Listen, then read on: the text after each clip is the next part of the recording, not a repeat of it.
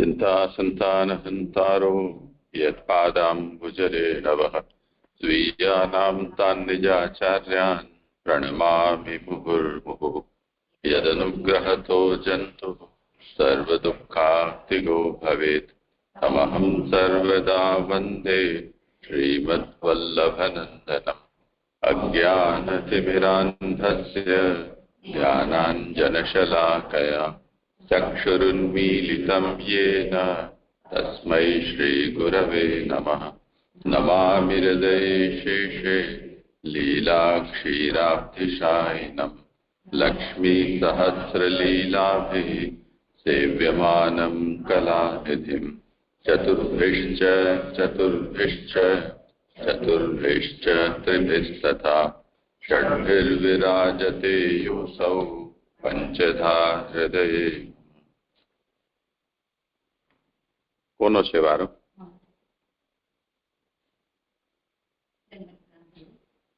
સર્વશાસ્ત્રનો અર્થ આનંદરૂપ કરીને પ્રથમ સ્કંદ અધિકારીની નિરૂપણ કરે છે.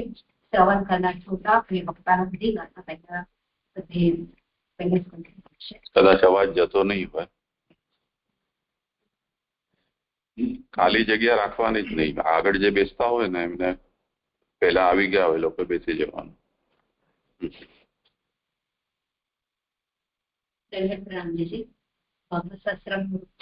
આનંદરૂપ કરીને આનંદમય લીલા પ્રથમ સ્કંદ અધિકારીનું નિરૂપણ કરે છે. એમાં શ્રોતા અને વક્તા પ્રકરણ છે હિન અધિકારીનું અને અધ્યાય પહેલો. એમાં પહેલા શ્લોકમાં આપણે જોયું કે ભગવાનની આજ્ઞાથી ભક્તિ ઉત્પન્ન કરનારી ભાગવત સંહિતાનું બોધ થાય તે માટે મંગલાચરણ કર્યું અને એમાં બીજની સ્થિતિ એટલે કે ગાયત્રીનો અર્થ સમજાવ્યો. ત્યાર પછી શ્લોક 2 માં શ્રી ભાગવતનું મધ્યમ ભાગ એટલે કે વૃક્ષપણું જણાવતા તે કલ્પવૃક્ષ હોવાનું કહ્યું. શ્લોક 3 માં ભાગવત એ ફલરૂપ છે, મોક્ષી પણ અધિક ફળ આપવાવાળું છે તે જણાવ્યું. ત્યાર પછી 4 શ્લોકમાં શ્રવણ કરનારાઓને સાવધાન કરી અને શાસ્ત્રના અર્થનો આરંભ કર્યો. 5મા શ્લોકમાં વક્તાનો સમાગમ કર્યો. 6, 7 અને 8 3 શ્લોકથી વક્તાનું અભિનંદન કર્યું. 9મા શ્લોકની અંદર 6 પ્રશ્નો પૈકી પહેલો સાધારણ એટલે ધર્મ સંબંધી પ્રશ્ન પૂછે છે. 10 અને 11માં બીજો જ્ઞાન સંબંધી પ્રશ્ન પૂછે છે અને 12 અને 13 શ્લોકની અંદર કૃષ્ણ સંબંધી 4 પ્રશ્નો પૂછ્યા. એમાં કૃષ્ણના અવતારના પ્રયોજન સંબંધી અને કૃષ્ણનું મહાત્મ્ય એ શ્લોક 14 થી 16માં ગયા છે. એમાં 13મા શ્લોકના ઉત્તરાર્ધની અંદર આપણે જોયું કે ભગવાનનું મહાત્મ્ય એટલે કે ભગવાનનો અવતાર એ ભૂતોના સુખ માટે અને મોક્ષ માટે થયેલો છે. એ ત્યાં જોયું આપણે કે યસ્ય અવતારો ભૂતાનામ ક્ષેમાય ચ ભવાય. એટલે ઉત્તરાર્ધથી 3.5 શ્લોકથી એમ કહે છે કે ભગવાનને અવતાર લેવાનું સાધારણ પ્રયોજન તો અમે જાણીએ છીએ, પરંતુ અસાધારણ પ્રયોજન પૂછીએ છીએ. એ સાધારણ પ્રયોજન પૈકી ઉત્તરાર્ધથી પ્રથમ અવતાર દ્વારા દેહ ધારણ કરવાનું પ્રયોજન કહે છે કે જીવનો સામાન્ય રીતે અવતાર એટલે કે દેવ, હલકા જીવો, મનુષ્ય વગેરેમાં અલૌકિક તેજ મૂકવાનું પણ ભૂતોના એટલે કે સર્વ ઉત્પન્ન થયેલા સ્થાવર જંગમોના ક્ષેમાય આલોકના સુખ માટે અને સર્વના દુઃખ દૂર કરવા અને ભવાય એટલે કે સર્વને મોક્ષ આપવા માટે ભગવાનનો અવતાર થયો છે અને એનાથી સર્વની અવિદ્યા દૂર થઈ છે. હવે શ્લોક 14 એવી રીતે સર્વના સુખ અને મોક્ષ માટે ભગવાનનો અવતાર થાય છે એમ કહ્યું. ભવિષ્યમાં ઉત્પન્ન થનારા જીવોને તો ભગવાનના નામથી પુરુષાર્થ પ્રાપ્ત થાય છે એમ નામનું મહાત્મ્ય જેના શ્લોકમાં કહે છે. એટલે આ શ્લોકની અંદર હવે ભગવાનના જે ભવિષ્યમાં અત્યારે ઉત્પન્ન થયેલા જે જીવો છે એમને ભગવાનના નામથી જે પુરુષાર્થ પ્રાપ્ત થાય છે એ માટે ભગવાનને નામનું મહાત્મ્ય કહી રહ્યા છે. આપન્નઃ સંસ્કૃતિમ ઘોરામ યન નામ દિવસો ગૃહન તતઃ સદ્યો દિવુચ્ચેત યદ દિભેતિ સ્વયં ભયમ. ઘોર સંસારને પ્રાપ્ત થયેલો પરવશ થઈ જેમનું નામ જે નામથી ભય પોતે ભય પામે છે એ ઉચ્ચારતા તેનાથી તરત મુક્ત થાય છે. એટલે કે ઘોર સંસારની અંદર જે જીવ પ્રાપ્ત થયેલો છે, જે પરવશ થયો છે, દિવસ છે, એ ભગવાનનું નામ લેતા એનાથી ભય પણ તરત જ નાશ પામે છે. એટલે ભગવાનના મહાત્મ્ય એટલે કે ઉચ્ચારતા તરત જ તેનાથી ભગવાનના નામનું ઉચ્ચારણ કરતા તરત મુક્ત થાય છે. ભય એટલે સર્પ વગેરેની યોનિ અથવા તો મોટા રોગ વગેરે રૂપ ઘોર સંસારને પ્રાપ્ત થયેલો, જેમના અવતારનું નામ વિપસ એટલે કે પરવશ થઈને અથવા તો વી એટલે કાલને વશ થઈને ગ્રીન ઉચ્ચારતા જ તે સંસારમાંથી તરત મુક્ત થાય છે. કારણ કે મૃત્યુ સમયે કોઈ ભય નામનો કાલનો અધિકારી એ મૃત્યુના પાસથી બધા એને બંધે છે. જે અધિકારીનું નિરૂપણ ચોથા સ્કંદમાં ભય નામના સૈનિકો એ શ્લોકમાં કરશે, જેના પાસથી ભગવાનનું નામ લેનાર તરત જ મુક્ત થાય છે. અહીંયા એક આ જે ઉત્થાનિકા હતી ને એ ભગવાનના નામનું મહાત્મ્ય કે છે, એની 1 નંબરની ફૂટનોટ હતી કે ભગવાનનો અવતાર એ સર્વને મોક્ષ આપવા થાય છે એનું સમર્થન કરવા કહે છે. એટલે આ પુરુષોત્તમજી કહી રહ્યા છે. આ પુસ્તકમાં નથી, જૂના બીજા પુસ્તકમાં છે ને એમાંથી મેં લખીને ત્યારે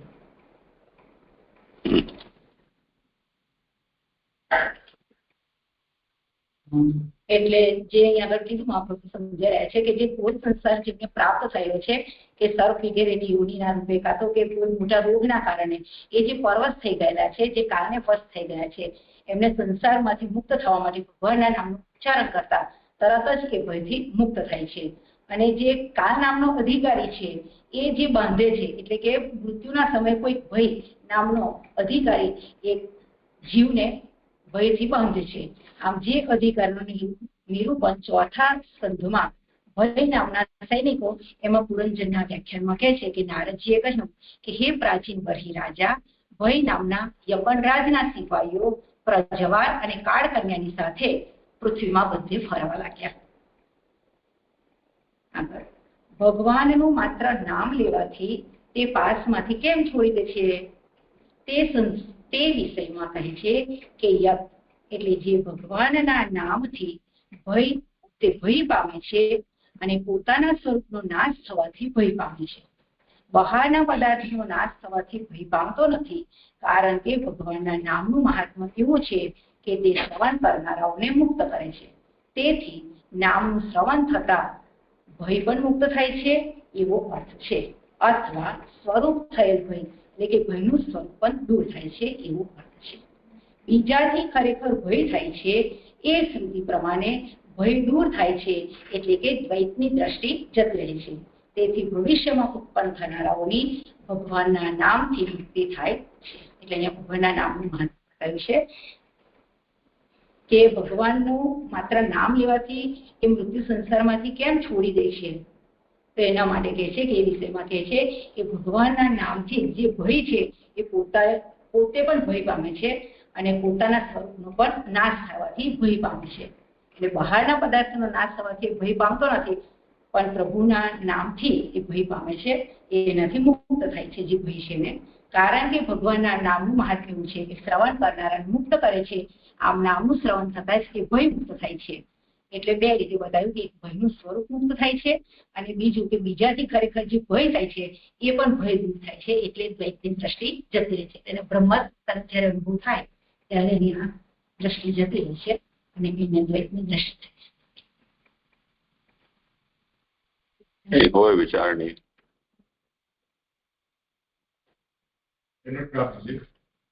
પહેલા લાઈનમાં જે કીધું છે ને કે સર્પ વગેરેની યોનિરૂપ, એટલે સર્પ વગેરે કે મનુષ્ય બીજું રહી શકાય તો મનુષ્ય યોનિની એમાં એટલે મુક્તિ રૂપ છે નથી.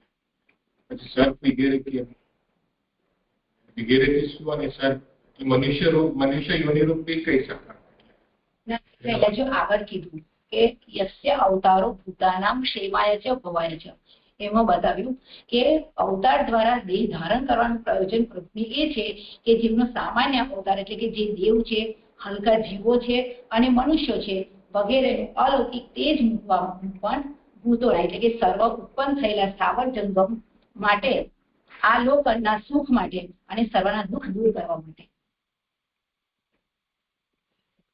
એટલે સર્પ વગેરે યોની કીધી અને જે મોટા રોગથી પીડાયા છે, અત્યારે જે ઘોર સંસારની અંદર જે જીવો પડેલા છે એ જીવોની મુક્તિ કેવી રીતે થાય એના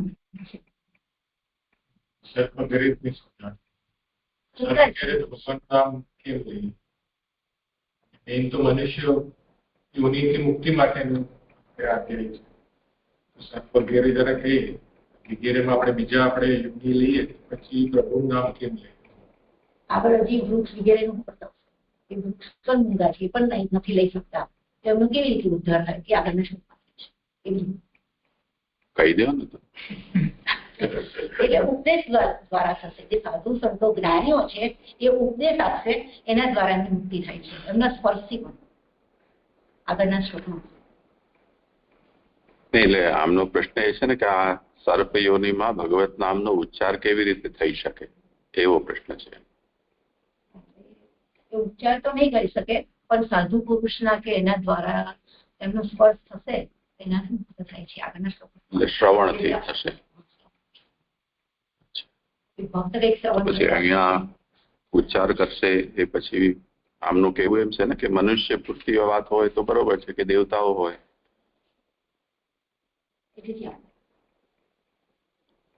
કોઈને આ પ્રશ્ન ઉપર વિચાર કરવો હોય.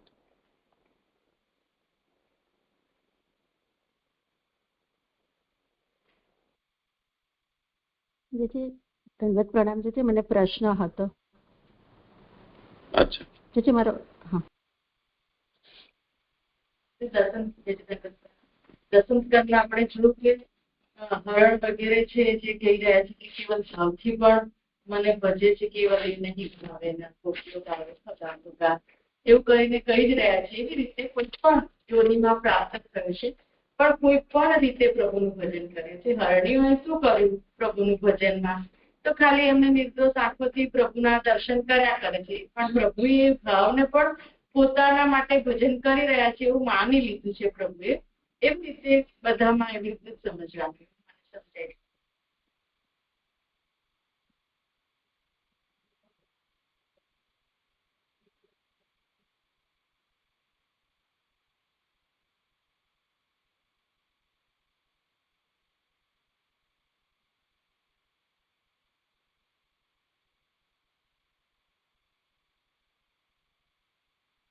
પાંડવોના જે અજ્ઞાતવાસ કે વનવાસના સમયમાં યુધિષ્ઠિર અને સર્પનો સંવાદ બહુ પ્રસિદ્ધ છે.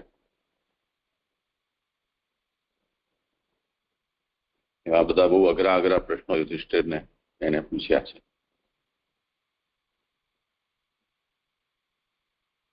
પછી બધા ઉત્તરો આપી દીધા. એનાથી એમણે યુધિષ્ઠિરને તો ખેર મુક્ત જ હતા, પરંતુ અન્ય ભાઈઓ જે જલ લેવા માટે ગયા હતા ને એમણે બેહોશ કરી દીધા હતા અથવા તો મૃત બનાવી દીધા હતા. એ બધાને પણ જીવતદાન આપ્યું. એટલે જે લૌકિક જે સર્પ છે એમાં આપણે એમ વિચારી શકીએ કે એના અંદર આ જાતનું ભગવત નામ લેવાનું સામર્થ્ય ન હોય, પરંતુ અન્ય સર્પની અંદર આવું આપણે માની શકીએ આવા ઉદાહરણોથી. તે જ રીતે જેમ નાગપત્નીઓ છે એમનો પણ સંવાદ છે, ભગવાનને કરેલી પ્રાર્થના વગેરે પ્રસિદ્ધ છે. ખેર, એને અહીંયા જે કહેલું છે કે ઘોરામ સંસ્કૃતિમ, ઘોર સંસ્કૃતિ રૂપ એ અવસ્થા એ સામાન્યતયા સર્પયોની અતિહીન યોની ગણાય છે.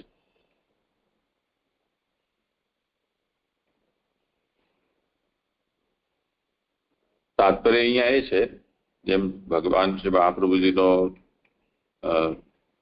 ગહેવર વનનો પ્રસંગ છે કે જેમાં ત્યાં કીડીઓ એ અજગરને ખોલી ખાઈ રહી હતી, અને તે વખતે ભગવાન નામોચ્ચાર કરી અને જલ એના ઉપર છિડક્યું તો પછી એને સદગતિ થઈ. તો એવી રીતે જેમ આમણે પણ કહ્યું એના ઉપરથી પણ એ વાત સમજી શકાય, અને આગળના શ્લોકમાં પણ એ વાત આવી રહી છે કે નામોચ્ચારણ અને ભગવત નામનો સ્પર્શ તો કોઈ પણ રીતે એના મનમાં ભગવત નામનું નામાત્મક સ્વરૂપનો પ્રવેશ છે એ થાય, અથવા ભગવત ભાવ અંતઃકરણમાં પ્રકટ થાય. એ અભિપ્રાયથી આ વાત ઉદાહરણ કહેલું છે. એમાં સર્પયોની છે, અતિહીન અવસ્થા છે. એમાં જેમ જળભરતજીને હરણની યોનિમાં પણ પૂર્વજન્મના નિસ્મૃતિ ભગવાને એમને કૃપા કરીને રાખી હતી, તેવી રીતે કોઈ એવો અધિકારી જીવ હોય તો ભગવાન એને હીન યોનિમાં પણ એના પૂર્વજન્મની સ્મૃતિને એને જીવંત રાખી શકે. તો તે સ્થિતિમાં આવું સંભવ છે કે એ ભલે ઉચ્ચારણના રૂપમાં ન સહી, પરંતુ એ એવા અનુસંધાનપૂર્વક સ્મરણ કરે કે ભાવપૂર્વક સ્મરણ કરે એવું આપણે કહી શકીએ. તો એવી પૂર્વજન્મની વાસના, સદવાસના વાળા કે સ્મૃતિ વાળા તો કે છે કે નહીં આપણે ખબર નથી, પરંતુ સદવાસના જરૂર કહી શકાય. એવા આજકાલ ઘણા બધા આપણને એવા ઉદાહરણો સોશિયલ મીડિયા ઉપર જોવા મળે છે કે જેમાં કોઈ ગાય કે કોઈ હરણ કે કોઈ કૂતરું કે બંદર કથાની અંદર નિયમિત ઉપસ્થિતિ આપતા હોય કે કોઈ મંદિરની અંદર દર્શનાર્થે નિયમિત જતા હોય.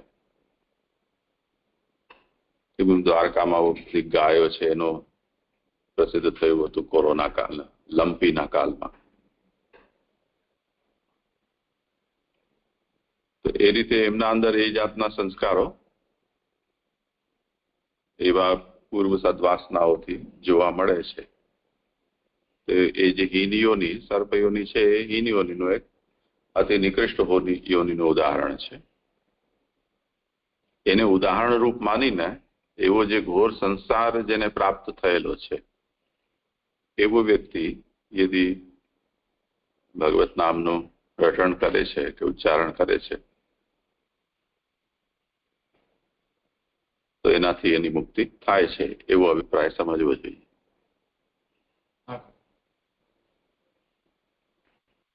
આગળ કોઈને કંઈ પૂછવાનું? હા, 27મા પાના ઉપર જે સેકન્ડ પેરાગ્રાફ છે ને એમાં જે કહ્યું છે ને એમાં છે કે ભગવાનનું નામ, માત્ર નામ લેવાથી તે પાસમાંથી કેમ છોડી દે, એટલે આ ભય માટે કહી રહ્યા છે.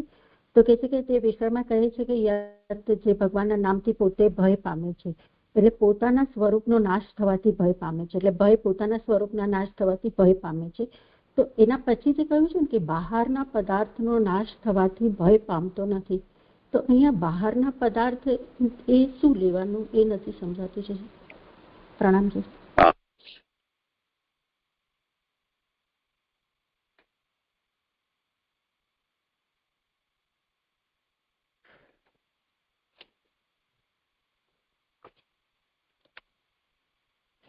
પદાર્થ લૌકિક પદાર્થ કેવી રીતે બહારના પદાર્થનો નાશ થવાથી ભય પામતો નથી.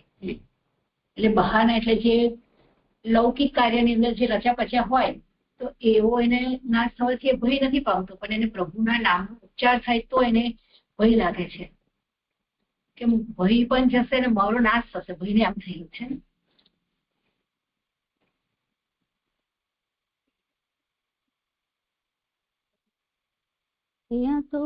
અહીંયા એવું લખ્યું છે કે બહારના પદાર્થનો નાશ થવાથી, એવું લખ્યું છે. એટલે એ મને વર્ડ નહીં સમજાયું. તમે કહ્યું એ મને સમજાયું, પણ આ કઈ જુદું હોય એવું મને લાગી રહ્યું છે. એટલે બહારના પદાર્થ નાશ થાય તો એ ભય પામતો નથી, પણ ભગવાનના નામનો ઉચ્ચાર કરે તો એ ભય એ નાશ પામે. એના કારણે એને ડર લાગી રહ્યો છે સ્વયં ભયને. સમજાવી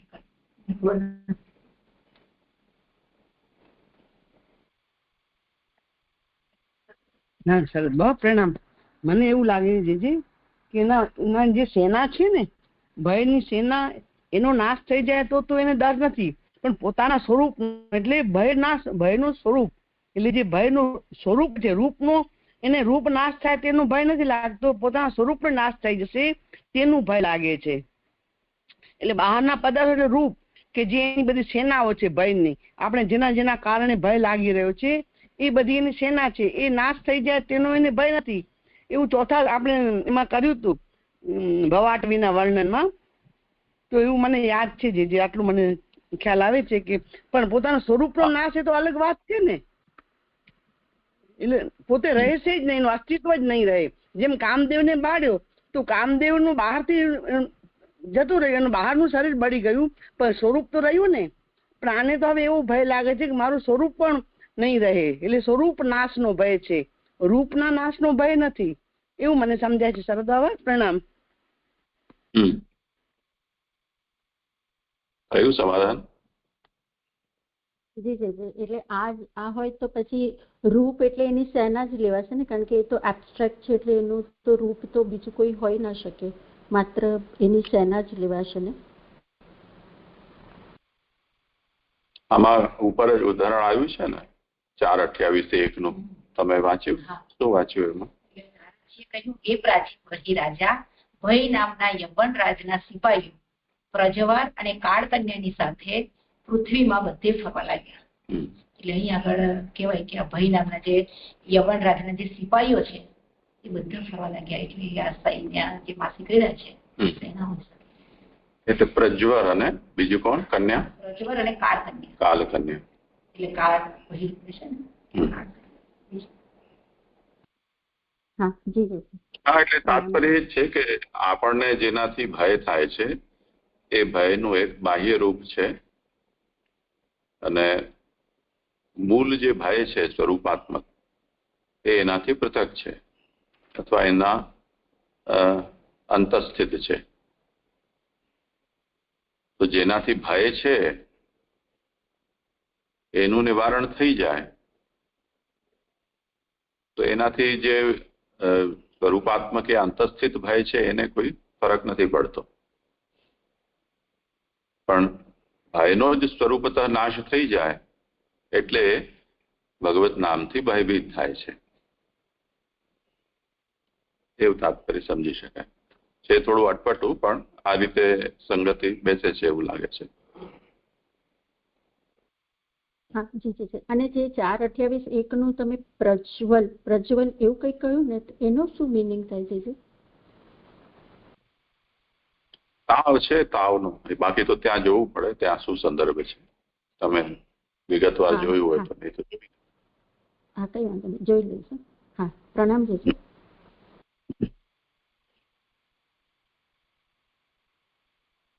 ભગવાનના નામનો ઉચ્ચાર કરવાની શક્તિ વિનાના વૃક્ષો, પશુઓ વગેરેની શી દશા, એવો પ્રશ્ન થાય. તેથી નીચેનો શ્લોક કહે છે.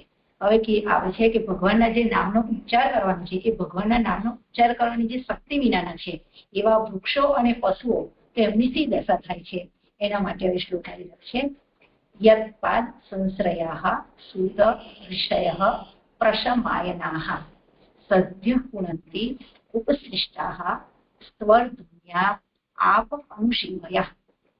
હે સૂત, જેમના ચરણનો સારી રીતે આશ્રય કરેલા, નજીકમાં સ્પર્શ કરેલા ઋષિઓ અને જ્ઞાનીઓ નજીકમાં સ્પર્શ કરેલા ગંગાના જલ પેઠે ભગવાનની સેવાને લીધે તરત પવિત્ર કરે છે.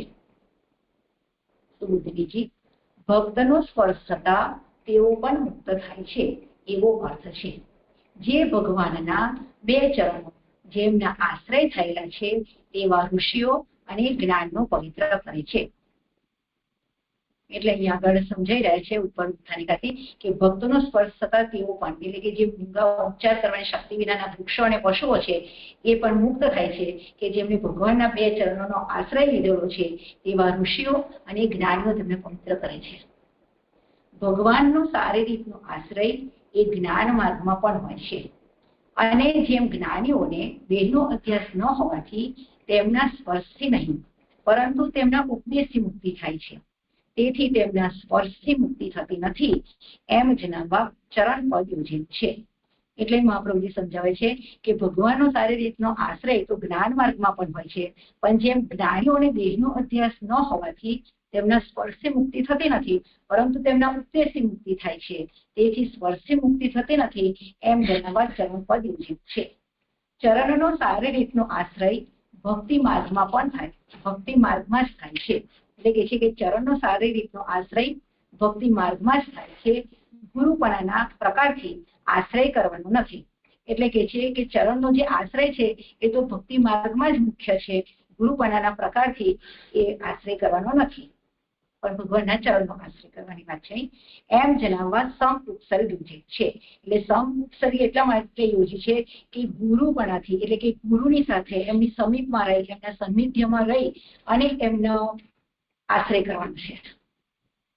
એટલે કે એમને એક પ્રમાણે અનુસરણ, એટલે આજે આપણે અત્યારે કરી રહ્યા છે શ્રોતા વક્તાથી, એવી રીતે પણ એ રીતે બતાવ્યો છે અહીં આગળ આશ્રય. પણ ચરણનો આશ્રય તો ભક્તિ માર્ગમાં જ કરવાનો છે. એમ જણાવવા સમ ઉપસર્ગિત. હવે આગળ કહે છે, હે સૂત, એવું સંબોધન તેને પવિત્રપણાનો અનુભવ જણાવવા કરે છે. જેમ તે શુદ્ર હોવા છતાં પણ મોટા પુરુષની કૃપાથી બ્રાહ્મણો સાથે યજ્ઞ વગેરેમાં પણ સારી રીતે વ્યવહાર કરે છે. એટલે અહીં આગળ આનું કરી રહ્યા છે કે જે સૂતજી છે એમના માટે પવિત્રપણાનો અનુભવ જણાવવા માટે સૂત એ શુદ્ર છે, તે છતાં પણ એ મોટા પુરુષોની કૃપાથી બ્રાહ્મણોના યજ્ઞમાં પણ સારી રીતે વ્યવહાર કરે છે. ઋષિઓ એટલે કે મંત્ર જોનારાઓ, પ્રશમાયનાહ એટલે કે પ્રકૃષ્ટ ઉત્તમ, સમ એટલે શાંતિ છે, અયનમ એટલે માર્ગ જેમનો છે તેવા જ્ઞાનીઓ છે. જ્ઞાનીઓનો માર્ગ કેવો છે તો કે છે ઉત્તમ શાંતિ છે એવો એમનો માર્ગ છે. તે બંને પણ જેમના ચરણનો સારી રીતે આશ્રય કરેલા પવિત્ર કરે છે એવી વાક્યની યોજના છે. તે બંને એટલે કે જ્ઞાનીઓ અને ઋષિઓ એ પણ જેમના, એટલે કે એમને ભગવાનના ચરણનો સારી રીતે આશ્રય કરેલા એવો પવિત્ર છે એવી વાક્યની યોજના છે. હવે અથવા કહીને સમજાવે છે કે ભગવાનના ચરણનો આશ્રય ઋષિઓ જ્ઞાનીઓ પણ થઈને જ્ઞાન અને કર્મ પ્રાપ્ત કરી, ભક્તિ જ્ઞાન અને કર્મ એ ત્રણ પ્રાપ્ત કરેલા થઈ સર્વને પવિત્ર કરનારા થાય છે. કારણ કે પોતે શુદ્ધ થઈને બીજાઓને પવિત્ર કરે છે. તેથી તેઓની, એટલે કે પોતાની શુદ્ધિ થવામાં જ્ઞાન અને કર્મોનો ઉપયોગ છે, પરંતુ તે બેનો બીજાઓને પવિત્ર કરવામાં સીધો સંબંધ નથી. એટલે મહાપ્રભુજી સમજાવે છે કે જેમને ભગવાનના ચરણનો આશ્રય કરેલો છે એવા ઋષિઓ અને જ્ઞાનીઓ જે છે એ પણ જ્ઞાન અને કર્મ પ્રાપ્ત કરી, ભક્તિ જ્ઞાન અને કર્મ એ ત્રણ પ્રાપ્ત કરેલા એ સર્વને પવિત્ર કરે છે. એકલા જ્ઞાન અને કર્મ પ્રાપ્ત કર્યું હોય તે સર્વને પવિત્ર કરી શકતા નથી. કારણ કે પોતે શુદ્ધ થઈ અને બીજાને પવિત્ર કરે છે. તેથી તેઓની પોતાની શુદ્ધિ થવામાં, એટલે કે પોતાની શુદ્ધિ થવામાં જ્ઞાન અને કર્મનો ઉપયોગ છે, પરંતુ એ બંનેનો બીજાઓને પવિત્ર કરવામાં સીધો સંબંધ નથી. એટલે જો બીજાને પવિત્ર કરવા હોય તો જ્ઞાન, ભક્તિ અને કર્મ દ્વારા થશે. એટલે ભક્તિ એ ભગવાનની કૃપાથી થાય છે, જ્ઞાન એમને ઉપદેશથી થાય છે જ્ઞાનીઓના, અને કર્મથી એમની ચિત્ત શુદ્ધિ થાય છે. નજીકમાં સ્પર્શ કરેલા નો એવો અર્થ છે કે સમીપમાં રહી માત્ર દેહ સંબંધથી જ પવિત્ર કરે છે. કારણ કે 3 વાર સ્વાધ્યાય વેદનું અથવા 3 રાત્રિ સાવિત્રીનું અધ્યયન કરો તે 1 વર્ષમાં જ પોતાને પવિત્ર કરે છે. વગેરે વાક્ય પ્રમાણે કાલ જવાથી જ સર્વ સ્થળે પવિત્ર થવાનો અનુભવ થાય છે. એટલે નજીકમાં સ્પર્શ કરેલાનો એવો અર્થ છે કે ભગવાનની સમીપમાં રહી અને દેહ સંબંધથી જ પવિત્ર કરે છે. પણ આ જે શ્રુતિનું વચન છે એ મને નથી ખબર કે 3 વાર સ્વાધ્યાય વેદનું અથવા તો 3 રાત્રિ સાવિત્રીનું અધ્યયન કરો, એ વિષય નથી. એટલે કે છે કે કાલ જવાથી જ સર્વ સ્થળે પવિત્ર હોવાનો અનુભવ થાય છે. એટલે કે ભગવાનની સમીપમાં રહી અને દેહ સંબંધથી જે પવિત્ર કરે છે, એટલે ભગવાનની સમીપમાં રહે તો એને પવિત્ર થવાનો અનુભવ થાય છે. આગળ કે છે મુનયઃ, એવો પાઠ હોય ત્યારે પણ મનન અથવા કર્મનો સંબંધ હોવાનું જરૂરી છે. ક્રૂરતા વગેરેથી કરેલો સ્પર્શ એ પવિત્ર કરતો નથી એમ જણાવવા ઉપ એટલે કે નજીકમાં ઉપસર્ગ યોજેલો છે. એટલે કે છે કે મુનિ એટલે મનન કરનારા અને એમને કર્મનો સંબંધ હોવું જરૂરી છે. પણ જો ક્રૂરતા વગેરેથી કરેલો સ્પર્શ હોય તો એ બીજાને પવિત્ર કરતા નથી. એના માટે અહીંયા ઉપસર્ગ યોજેલો છે, એટલે કે નજીકમાં. અથવા કહીને કે છે કે ઉપસૃષ્ટ નો સંબંધ પછીના શબ્દ ગંગાજળ સાથે લેવો. એટલે જે શ્લોકની અંદર કીધું ને કે ઉપસૃષ્ટા સ્વરધુનિ આપ અનુસેવયા, એને કરી રહ્યા છે. એટલે કે ઉપસૃષ્ટનો અર્થ સંબંધ એ પછીના શબ્દ ગંગાજળ સાથે લેવો. કારણ કે તેઓ એટલે કે ઋષિઓ વગેરે તો દ્રષ્ટિ વગેરેથી પવિત્ર કરે તેવું સંભવે છે. એટલે તેઓ ઋષિઓ તો દ્રષ્ટિ વગેરેથી પવિત્ર કરે છે. એની ફૂટનોટ છે કે તેઓ એટલે ગંગાજળ,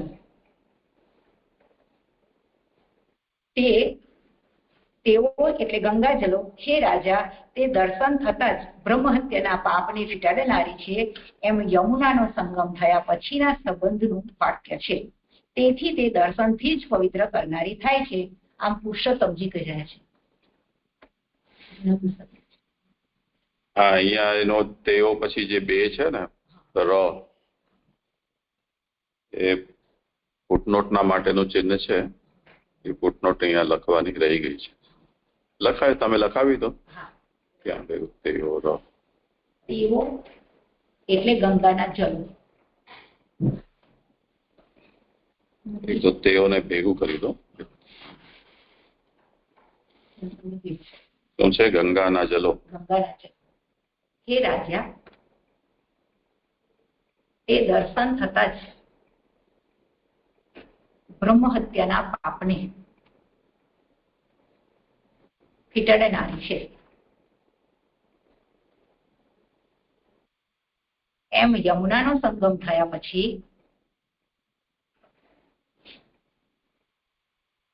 પછીના સંબંધનું વાક્ય છે.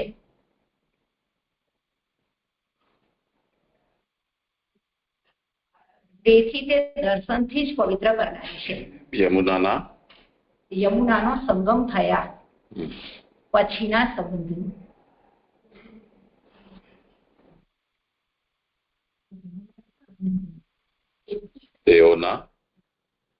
તેથી તે થયા પછી જ થયા પછીના યમુનાનો સંગમ થયા પછીના સંબંધનું વાક્ય છે.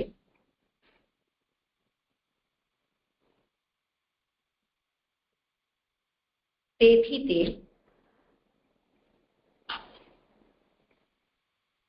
દર્શનથી જ પવિત્ર કરનારી છે.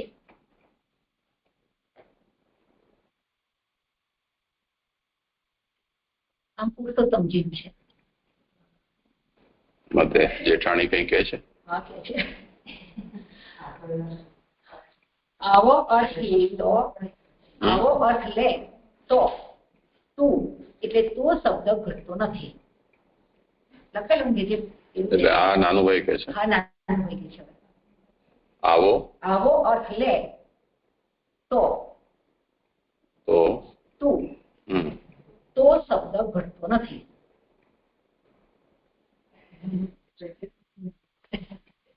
સંગત થતો નથી એમ કરી. વળી વૃક્ષોને દ્રષ્ટિ ન હોય.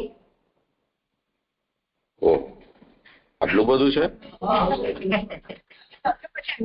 આનો ફોટો પાડીને શેર કરી લે. હા, આમાં તો પાનું જ પૂરું થઈ ગયું. તેથી તેઓ એટલે ઋષિઓ વગેરે વૃક્ષોને દ્રષ્ટિ ન હોય.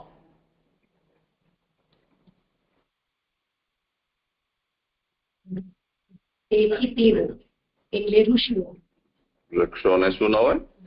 દ્રષ્ટિ ન હોય. દ્રષ્ટિ ન હોય. તેથી તેઓ એટલે ઋષિઓ વગેરે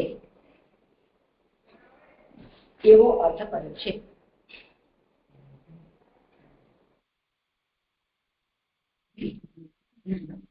થઈ ગયો. આગળના શ્લોકની એ તો નાનકડી હતી કઈ. તેના ઉપર હતું. ભગવાનના નામનો ઉચ્ચાર કરવાની શક્તિ વિનાના વૃક્ષો. ચોથમા શ્લોકની ઉત્થાનિકા છે ને, હા, એમાં એકડો છે કે ભગવાનનો અવતાર સર્વને મોક્ષ આપવા થાય છે.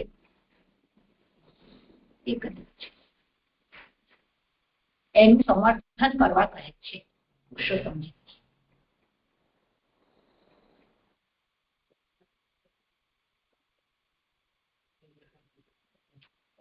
સમર્થન કરવા કહે છે.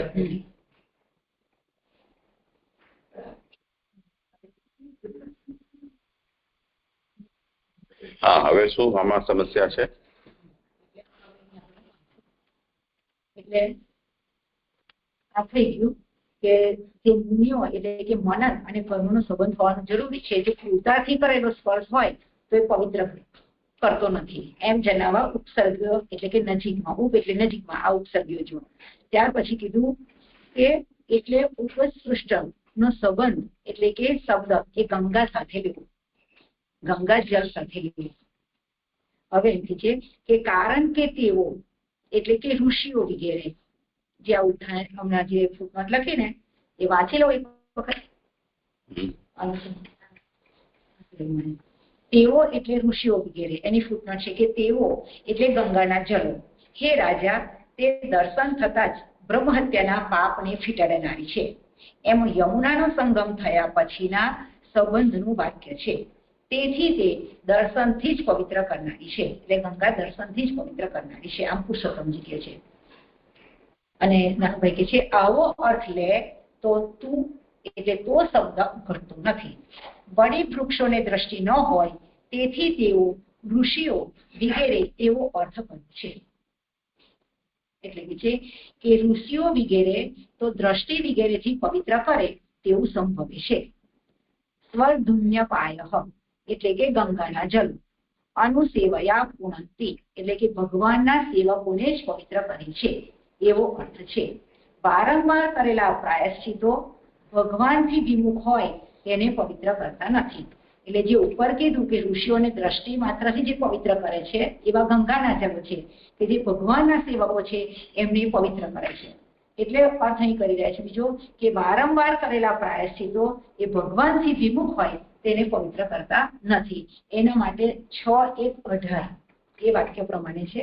એમાં અજામિળનું દ્રષ્ટાંત આપ્યું છે કે હે રાજા, જેમ નદીઓ મદિરાના ઘડાને પવિત્ર કરી શકે નહીં તેમ વારંવાર કરાતા મોટા મોટા પ્રાયશ્ચિતો એ ભગવાનથી વિમુખ માણસને પવિત્ર કરતા નથી.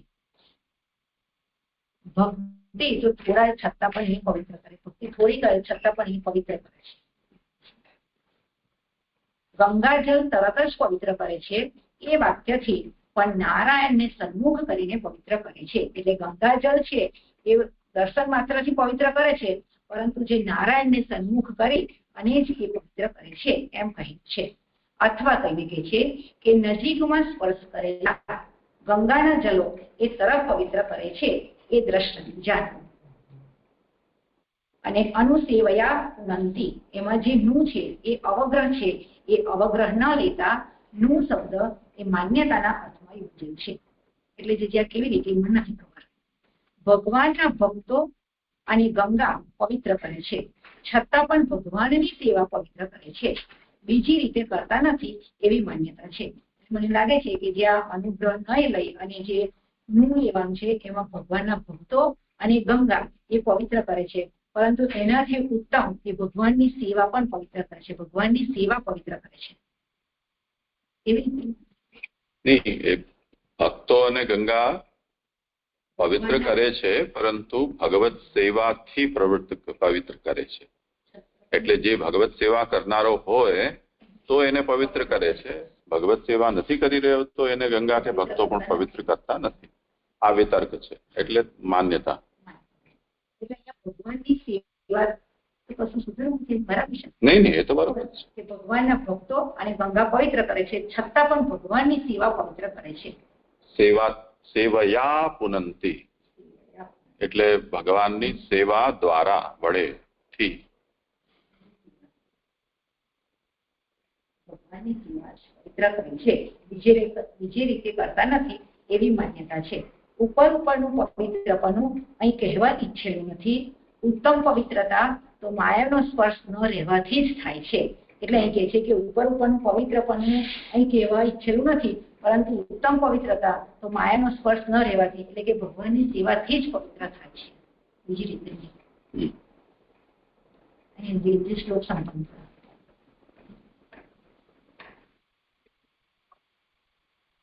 એ કઈ વિચારણી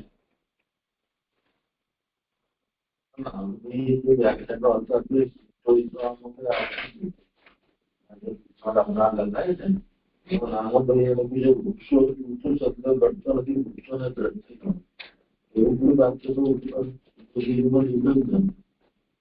તું તો ક્યાં છે એમ પૂછે છે.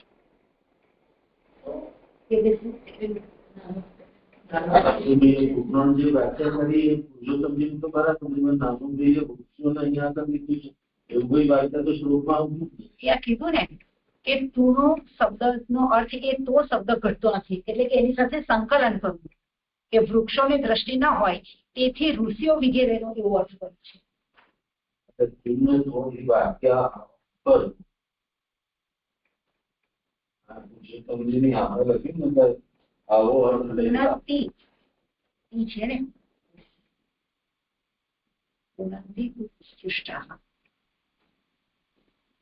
એ કેવી રીતે એ જેના ઉપર ટિપ્પણી છે ને એ જ તમે જુઓ, કારણ કે તેઓ તો એમાં છે ને તું તો, એટલે તું સંસ્કૃતમાં છે એનો અનુવાદ અહીંયા તો છે. તમે તું તો ગોતતા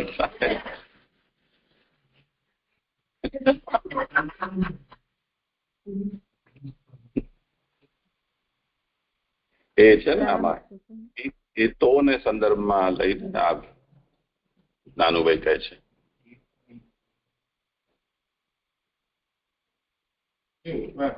સાવિત્રીનું અધ્યયન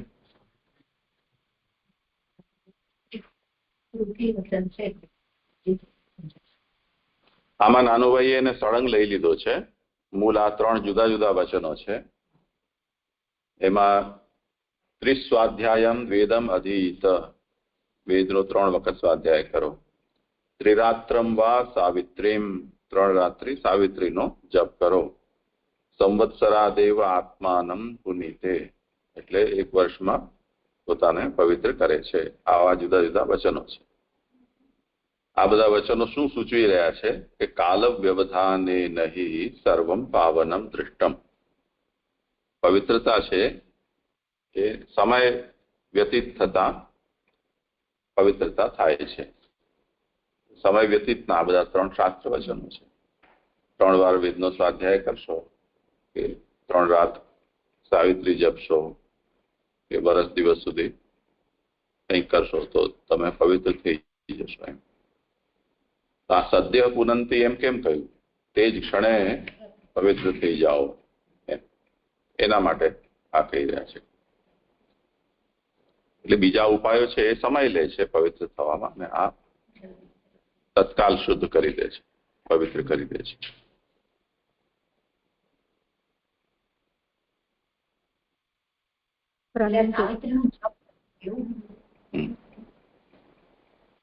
સત્યવાન સાવિત્રી થી મતલબ નથી, ગાયત્રીનું જ નામ છે. હા, પ્રણામ છે.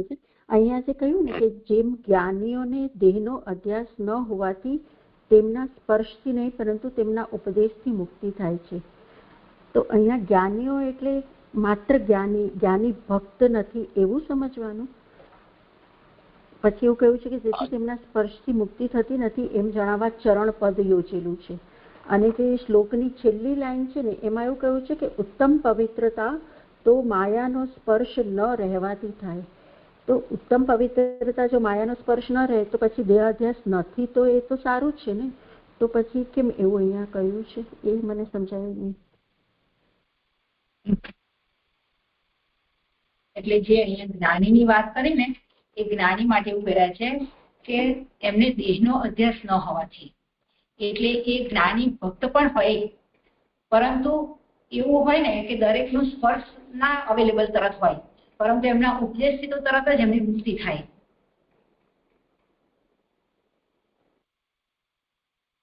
એટલે જ્ઞાનીને દેહનો અધ્યાસ ન હોવાથી, એટલે કે જ્ઞાની આપણને પ્રાપ્ત તરત ના થાય સહેલાઈથી, એવું બની શકે ને, પણ ઉપદેશથી તો તરત જ મુક્ત થાય. આપણે એમના ઉપદેશ અનુસરીએ તો આપણે મુક્ત થઈએ. એટલે એમના સ્પર્શથી મુક્તિ થતી નથી એમ જણાવવા ભક્તિ માર્ગ માટે ચરણ બતાવે છે. એટલે એ જ્ઞાની બતાવ્યા છે, ભક્તિ માર્ગી બતાવ્યા છે અને કર્મને બતાવ્યા છે. એ ત્રણેય લીધા છે. એમાં ઉત્તમ ભક્તિ માર્ગ બતાવે છે. આ રીતે મને સમજાય છે. એટલે તમે જે કહ્યું એ સમજાયું, પણ પછી એવું લખ્યું છે કે તેથી તેમના સ્પર્શથી મુક્તિ થતી નથી એમ જણાવવા ચરણ પદ યોજેલું છે. તો પછી ઉપદેશથી મુક્તિ થાય છે બરાબર છે, પણ સ્પર્શથી તો મુક્તિ થતી જ નથી. એટલે અવેલેબલ છે કે નહીં એ પ્રશ્ન નથી, અહીંયા સ્પર્શથી થતી જ નથી એવું કહ્યું છે. એટલે એ કોઈને મળે છે કે નથી મળતા? કોના ચરણની વાત થઈ રહી છે? ભગવાનના ચરણ પર છે. કરો તો સમાધાન. એટલે જે અહીંયા આગળ કીધું ને કે તેથી તેમના સ્પર્શથી મુક્તિ થતી નથી એમ જણાવવા ચરણ પદ યોજેલું છે. તો અહીંયા આ તો ઉપદેશથી મુક્તિ થાય તો પતી ગયું. હવે કે છે સ્પર્શથી મુક્તિ થતી નથી એમ જણાવવા ચરણ પદ યોજેલું છે. તો જે ચરણ છે તો ભગવાનના ચરણની વાત કરી રહ્યા છે. એટલે જોડે કે છે કે ચરણનો સારી રીતનો આશ્રય ભક્તિ માર્ગમાં જ થાય છે. એટલે ભગવાનના ચરણનો આશ્રય તો ભક્તિ માર્ગમાં જ થાય છે. એટલે ચરણ શબ્દને અહીં આગળ લેવાના છે એવું મને સમજાય છે.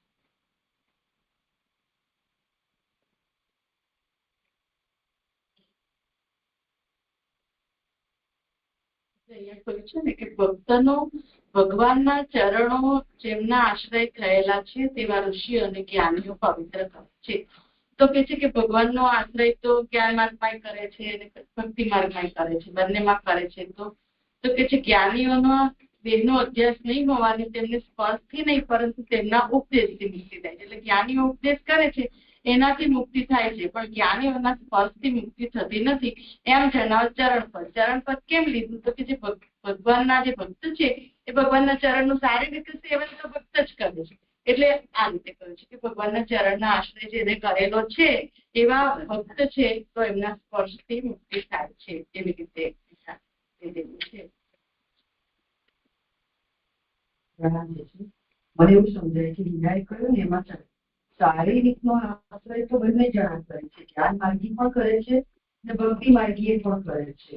પણ જ્ઞાન માર્ગીઓને કેવું કે બધું બ્રહ્માત્મક માનવાથી એ દેહનો અભ્યાસ નથી, એટલે એ લોકોના સ્પર્શથી નથી થતું, પરંતુ એ લોકો જ્ઞાનથી ઉપદેશ આપીને એમને એ કરે છે. જયારે ભક્ત હશે તો એના માટે છે આ રીતે જેમ રૂકમણીજી પણ જેવી રીતે ગયા ગંગાજી કિનારે તો ગંગાજી પણ એટલા શુદ્ધ એટલે કે નિર્મળ થયા. તો આ ભક્તના સ્પર્શથી, કારણ કે એમણે ભગવાનની સેવા કરી છે, એટલે જે જ્ઞાનીઓ છે ને ઋષિઓ એ બંને સારી રીતે ભગવાનના ચરણનો આશ્રય કર્યો છે અને પાછા નજીકમાં સ્પર્શ કરેલા. એ જેમ ગંગાજીમાં કહ્યું એવી જ રીતે ઋષિઓ પણ અને જ્ઞાનીઓ પણ નજીકમાં સ્પર્શ કરેલા થયા, જે સદ્ય એમનું પવિત્ર કરે છે. તો એ અર્થમાં અહીંયા ચરણ ભગવાનના લીધા છે અને બંને કરે છે. પણ જ્ઞાન માર્ગ અને ભક્તિ માર્ગ, ભક્તિ માર્ગમાં ચરણથી સ્પર્શથી એટલે, અને જ્ઞાન માર્ગમાં ઉપદેશથી. એટલે ભક્તના ચરણ હતા સ્પર્શથી. આશ્રય ભગવાનનો જ્ઞાની પણ કરે છે અને ભક્ત પણ કરે છે, પરંતુ જ્ઞાનીનો આશ્રય ભગવાન યદ્યપી છે તેમ છતાં પણ એનો દેહાધ્યાસ નિવૃત્ત થઈ ગયો, એટલે હવે તો એનો દેહ રહ્યો જ નહીં. તો કોનો દેહ ને કોના દેહનો સ્પર્શ? પણ ભક્ત છે એને ભગવાનના ચરણનો આશ્રય લીધો છે, એટલે ભગવાનનો આશ્રય લીધો છે. તો એવો ભક્ત છે એ આશ્રય જે દેહાદિથી લઈ રહ્યો છે એ દેહ તો એનો ભગવદી આવેશ વાળો છે જ, એટલે એના દેહથી અહીંયા આજે વૃક્ષ વગેરે છે, પશુ વગેરે છે, એ પણ પાવન થાય છે એવું તાત્પર્ય છે.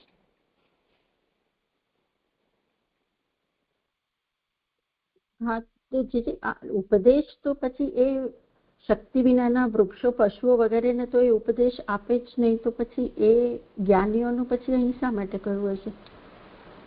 એ જ વ્યાવર્તન કરવા જ કહ્યું. હા, અને જે અહીંયા જે લાસ્ટ લાઈનમાં એવું કહ્યું અથવા કરીને કે ભગવાનના ચરણનો આશ્રય કરેલા ઋષિઓ જ્ઞાનીઓ પણ થઈને જ્ઞાન અને કર્મ પ્રાપ્ત કરી, ભક્તિ જ્ઞાન અને કર્મ એ ત્રણે પ્રાપ્ત કરેલા. તો અહીંયા જે ઋષિઓ છે એ ભક્તો પણ છે એવું લેવાય? એટલે ઋષિઓ અને ભક્તો એ સમાનાર્થી ગણાશે? કારણ કે પછી અહીંયા 3 ભક્તિ, જ્ઞાન અને કર્મ એ ત્રણે કહી દીધું. એટલે સમજો શું વાત છે. આજે છેલ્લી લાઈન છે ને, ભગવાનના ચરણનો આશ્રય કરેલા ઋષિઓ જ્ઞાનીઓ પણ થઈને, એટલે આ ઋષિઓ જ્ઞાનીઓ પણ થયા અને જ્ઞાન અને કર્મ પ્રાપ્ત કરી. એટલે એમને જ્ઞાન અને કર્મ પ્રાપ્ત કર્યું. અને ભક્તિ તો એ ઋષિ છે એટલે ચરણનો આશ્રય કરેલા છે એટલે એ ભક્તિ બી એમને પ્રાપ્ત કરેલી છે. તો મને એવો પ્રશ્ન હતો કે ઋષિઓ એ ભક્તો પણ હોય એટલે બંને સમાનાર્થી ગણાય, એવું પૂછતી હતી. એટલે ભગવાનના ચરણનો આશ્રય કરેલા જ ઋષિઓ છે ને. એટલે આ ભક્ત ઋષિઓ છે એટલે ઋષિઓને ભક્તો સમાનાર્થી, એટલે બધા ભક્તો ઋષિઓ ના હોય પણ બધા ઋષિઓ ભક્તો હોય એવું પણ ન હોય ને.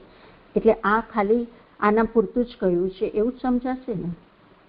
એટલે એની ઉપરની લીટી છે જુઓ કે તે બંને પણ જેમના ચરણનો સારી રીતે આશ્રય કરેલા પવિત્ર કરે છે એવી વાક્યની યોજના છે.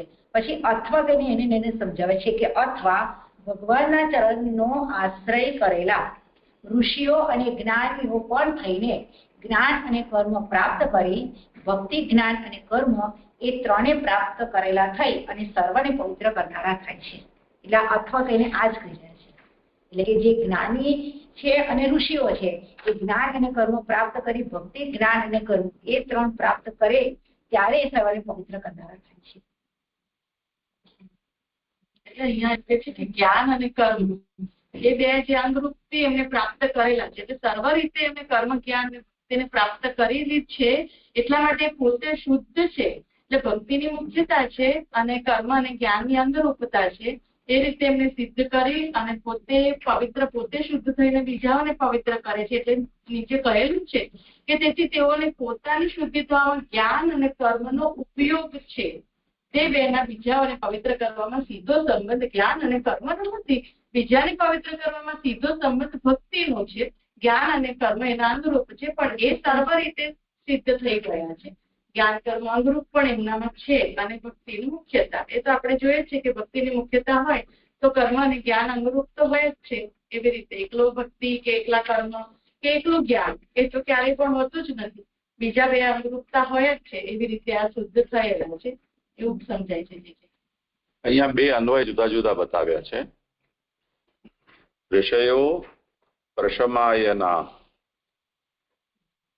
તે ઉભયેપી યત પાદ સંશ્રયા પુનંતિ. આ એક અર્થ છે.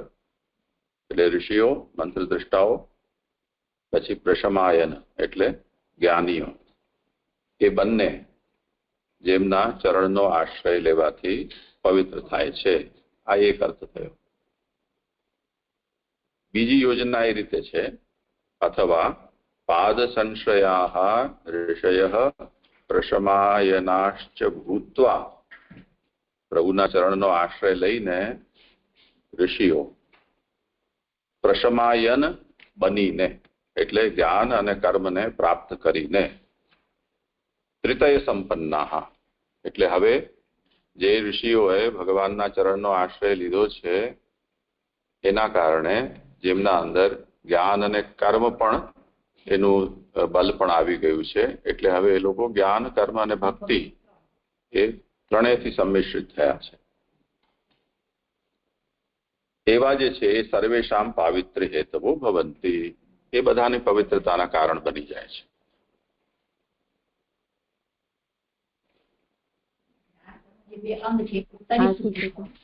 સમજાયું છે. પ્રણામ છે. આજે દંડવતના મને આમાં જે થયું એમાં થોડુંક સમાધાન તો થયું પણ છતાં 27ના પેજ ઉપર થોડુંક સમજવું છે કે ચરણનો સારી રીતનો આશ્રય ભક્તિ માર્ગમાં થાય છે એ તો સમજાણું પણ ગુરુપણાના પ્રકારથી આશ્રય કરવાનો નથી. તો ગુરુપણાના પ્રકારથી કઈ રીતે જ્ઞાન અને ભક્તિ કાઢીને જ્ઞાન અને કર્મ લેવાનું?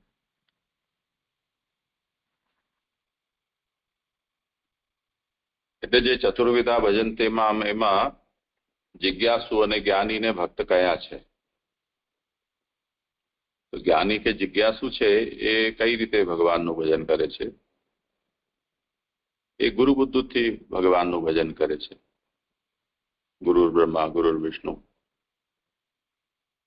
તો એ પણ ભગવાનનો આશ્રય તો લે છે, કેમ કે ભગવાને જ્ઞાન માર્ગમાં પણ કંઈક એવી બધી આંટીઘૂંટીઓ રાખી છે કે વગર ભગવાને એમાં આગળ વધી શકાતું નથી. તો જ્ઞાનીઓ દ્વારા જે ભગવાનનો આશ્રય લેવામાં આવે છે એ ગુરુ બુદ્ધિથી છે. એ પ્રકારનો આશ્રયનું અહીંયા વ્યાવર્તન કરેલું છે. અહીંયા એમ નથી સમજવાનું. એટલે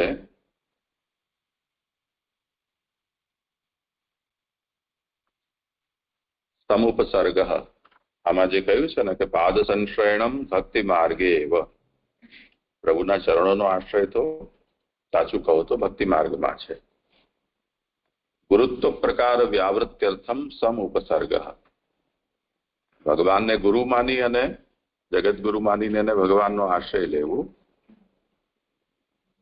એ પ્રકારનો આશ્રય અહીંયા અપેક્ષિત નથી એ જણાવવા માટે અહીંયા સંશ્રય એમ સમ ઉપસર્ગનો પ્રયોગ કર્યો છે.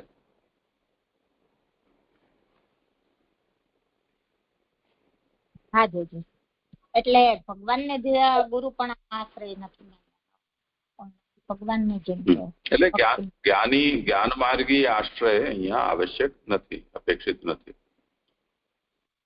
જી જી થયું સમાધાન. દંડવત પ્રણામ. અને આ ગુરુપણાનો જ ક્વેશ્ચન હતો, થઈ ગયું સમાધાન. દંડવત પ્રણામ જે છે. હા જે છે દંડવત પ્રણામ. મને એવું પૂછવું છે કે 13 થી 16 શ્લોક સુધી આગળ કીધું હતું આપણે વાક્યાર્થમાં કે કૃષ્ણ અવતારનો મહાત્મ્ય છે.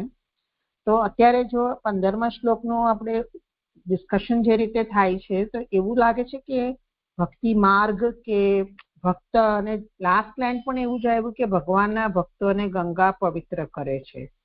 તો થોડો વિષય ડાયવર્ટ થાય છે એવું મને કન્ફ્યુઝન થાય છે કે કૃષ્ણ અવતારનો મહાત્મ્ય કરતા થોડું ભક્ત કે માર્ગનું મહાત્મ્ય આવી રહ્યું છે, ગંગાજીનું આવી રહ્યું છે. તો એ કેવી રીતે સમજવું?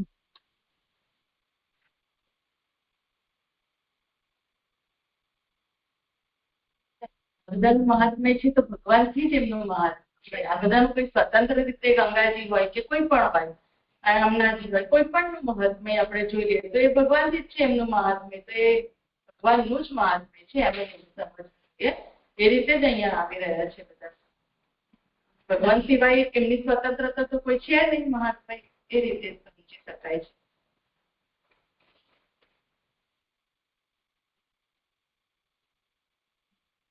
સાચી વાત છે.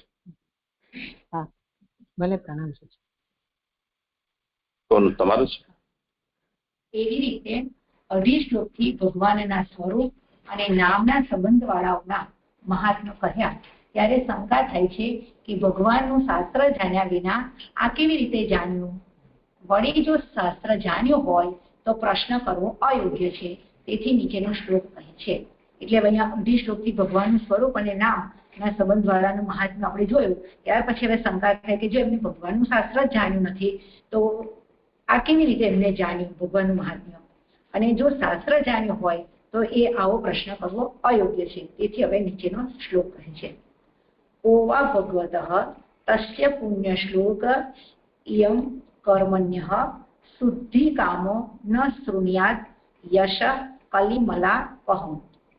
પવિત્ર કીર્તિ વાળાઓ જેમના કર્મની પ્રશંસા કરે છે તે ભગવાનના કલીના પાપનો નાશ કરનાર યશને શુદ્ધિની કામના વાળો કોણ જ ન શ્રવણ કરે? એટલે કહે છે કે જે પવિત્ર કીર્તિ વાળા છે ભગવાન, એમના કર્મની પ્રશંસા કરે તો એ ભગવાનના એટલે કે કલીના પાપનો નાશ કરનાર અને યશને શુદ્ધિની કામના વાળો એવા જે જીવ હોય એ કોને જ ભગવાનનું શ્રવણ ન કરે? એના માટે કહી રહ્યા છે કે ભગવાનના યશને શ્રવણ કરવાથી અમારા હૃદયમાં પોતાની મેળે જાણ્યું. આમ શૌનક વગેરે ઋષિઓ કહી રહ્યા છે કે ભગવાનના યશને શ્રવણ કરવાથી અમારા હૃદયમાં પોતાની મેળે જાણ્યું, તેથી સામાન્ય રીતે જાણ્યું. વધારે જણાય તે માટે પ્રશ્ન કરેલ છે.